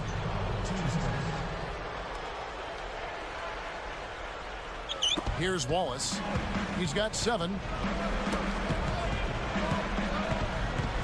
Outside, Felton. Pass to Aldridge. Back to Felton. Shot clock at 6. He kicks it to Aldridge. For the Trailblazers, Batum comes in for Gerald Wallace. And it's Mills in for Raymond Felton. Here's Ginobili. 12 points for him. Well, guys, when you look at the overall record for the Trailblazers, I mean, 30-22 against the West, about what you'd expect for a team that got 48 wins. That was embarrassing. Here's Mills. He's covered by Ginobili. Here's Roy. Up with it. That was Blanketed by the embarrassing. D. He fights to the rim for the layup. You fucking embarrassing. Roy's got his second bucket of the night. But you know, when you look at the Blazers' record against the West the season before last season, they had as many wins against the West as any team in the Fucking NBA. embarrassing. Well, these things vary from year to year, but I think the key for Portland is playoff success. I mean, they have not won a playoff series in about a decade, so they've got to translate their play from the regular season into the postseason and try to knock off one of these Western foes in the first round. Different look for San Antonio. DeJuan Blair, he's checked in for Matt Bonner. And it's James Anderson in for Richard Jefferson.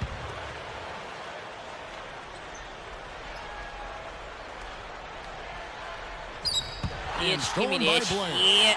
Ever since coming out of the locker room at halftime, it seems like they've been very lackadaisical Get with it, the ball. Neil. From deep, Neal, and the shot is good. He has 6. Oh, I like the fluidity I'm seeing from them on offense. It's a thing of beauty. Fun to watch. Yeah, it is. They're moving the ball well, finding the open man, making that extra pass. They're playing very unselfishly right now. Right side, Batum. 5 to shoot. Rebounded by the Spurs. Duncan's got his 5th rebound in this one. Outplayed in the previous game on their schedule, losing to Chicago. And it would be easy to criticize their defense in that game, so I guess that's what I'll do. They had very few answers for anything that was thrown at them. Yeah, it was what lost them the game, Steve. Clearly, the defense, or lack thereof, couldn't apply any pressure, didn't force any missed shots, and really didn't offer any resistance at all defensively. Help. You are really living dangerously if you let him roam free in three-point land. He's a dangerous marksman from out there. Again, the miss by Ginobili. Trailblazers trailed by 14. Roy with it. And Aldridge gets it to go on the assist by Roy. 8 points for Aldridge. Right up. Damn, Houseway. Now Oden. Averaging 10 points per contest. Stolen by Ginobili. And Anderson gets it to go. And the Spurs lead by 14. Well, every once in a while, he'll show us some pretty good moves around the hoop. Stolen by Anderson. And here they come. Goes up, and he flushes it through. Right side cam with the replay. Well, he took that one to the rack with some purpose. I'll say beautiful dunk there, Steve. Yeah, how about the agility? You know, just the power and the skill, impressive. And Clark, they've been a little too casual with the ball out there. Yeah, I think so. Too cool. I mean, just not forceful enough, not alert or aggressive enough, and sometimes trying to do too much with the basketball. Yeah, sometimes you just got to make the easy pass. Somebody's open, throw it to them. When you do that multiple times, the game starts to find a flow to itself. Well, through 3 quarters of play, down double digits, it may be difficult to overcome. It's been one outstanding game from Manu Ginobili. All game long, he's been dialed in from deep, hitting 3 after 3. And his sharpshooting display should open up the floor in the 4th quarter.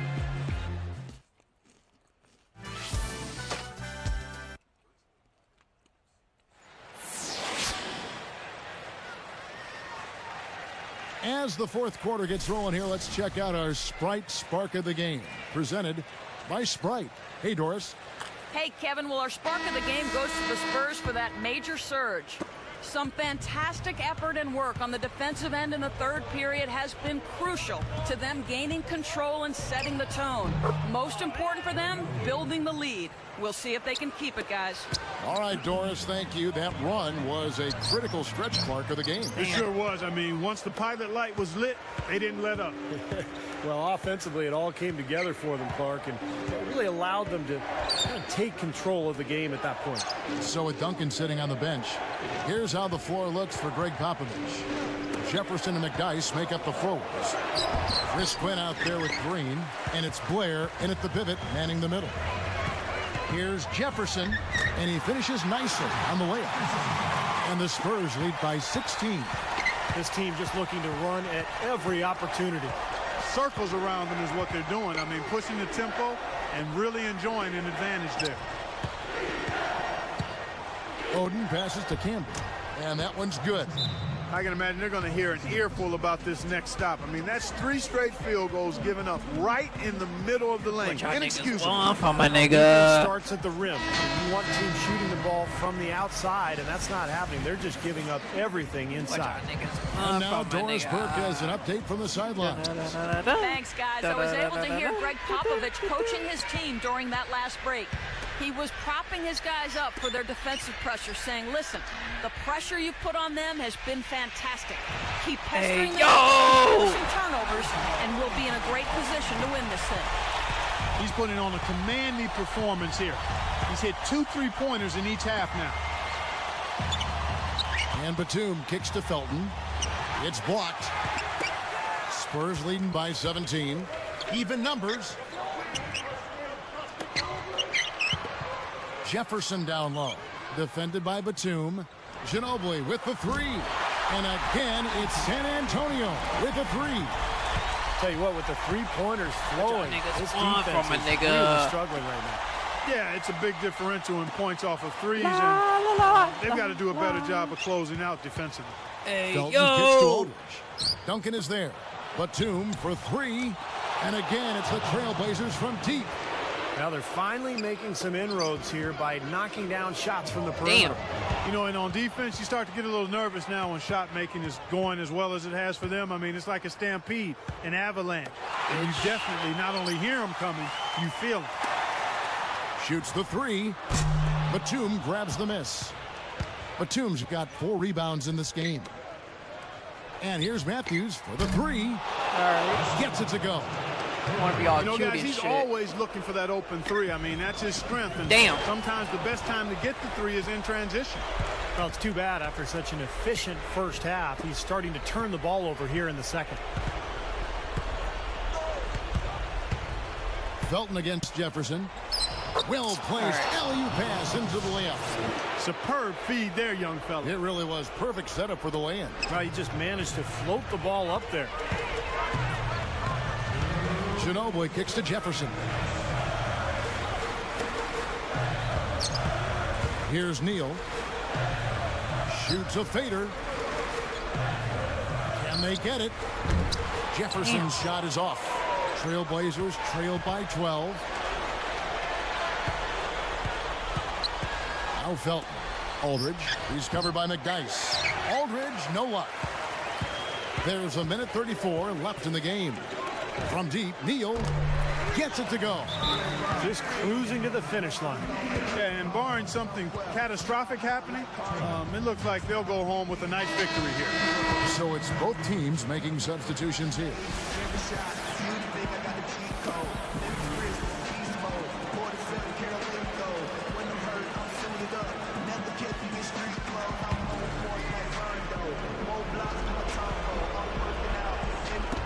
Here's Felton.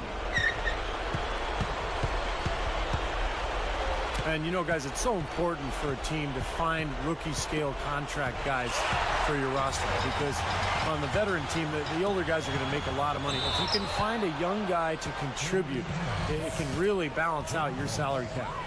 And that rookie salary structure, you're talking about a great success for the NBA. You don't see the holdouts that you saw in the NBA in the past. And Kevin, not to mention the fact that it also, I think, keeps younger players hungrier. It allows them to realize that they have arrived, but they aren't going to stay if they don't get better and produce. So some guys, if they make big money before they've really proven themselves, it can make them complacent, and they can sometimes suffer from the fat and happy syndrome, or the couch and video game syndrome, I call it. That's 9 straight points coming off 3 3-pointers. The defense just getting shelled. Steve, the threes are killing them. I think they've got to find a way to chase them off the three-point line. And that one's good by Aldridge. Now, they probably needed more of this earlier, guys. I don't think there's enough time left to get back into the game. Guys, this is really a case of too little too late, but at least it gives them something to work off of going into the next game. Felton kicks to Aldridge. Working on Anderson. The 10-footer. Here's Oden. And McDyess pulls it down. I'll tell you what, it seems like all it takes is just a little bit of defense for him to be tentative on those layup attempts. Here's Quinn. Knocks down the 3-ball. Looks like it's over. Double-digit margin, clock running down. Just take care of the ball now. Yep, it's a simple equation. This one's over. Use the clock and take care of the orange. He continues to do everything well out there. You know what? And it's really hard based on that to determine what he's done best so far. Here's Felton. Missed. And so it's San Antonio easily taking this one. We did that shit. Sundays Clark, everything.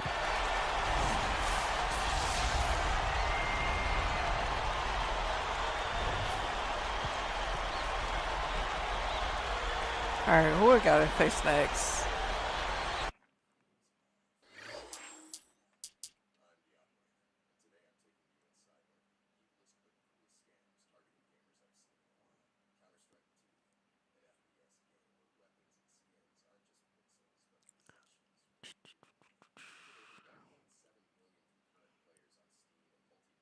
Spurs have an injury. Tony Parker has healed from his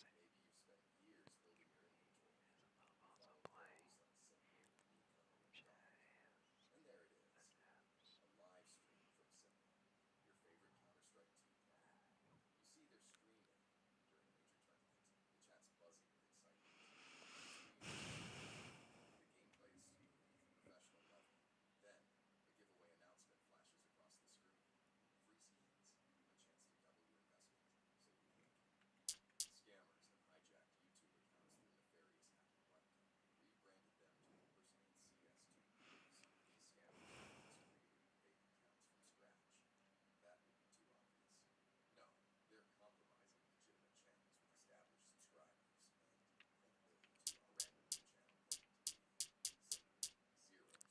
So we have to face the Rockets. Alright guys, I'm gonna call it a night. Thanks for watching guys.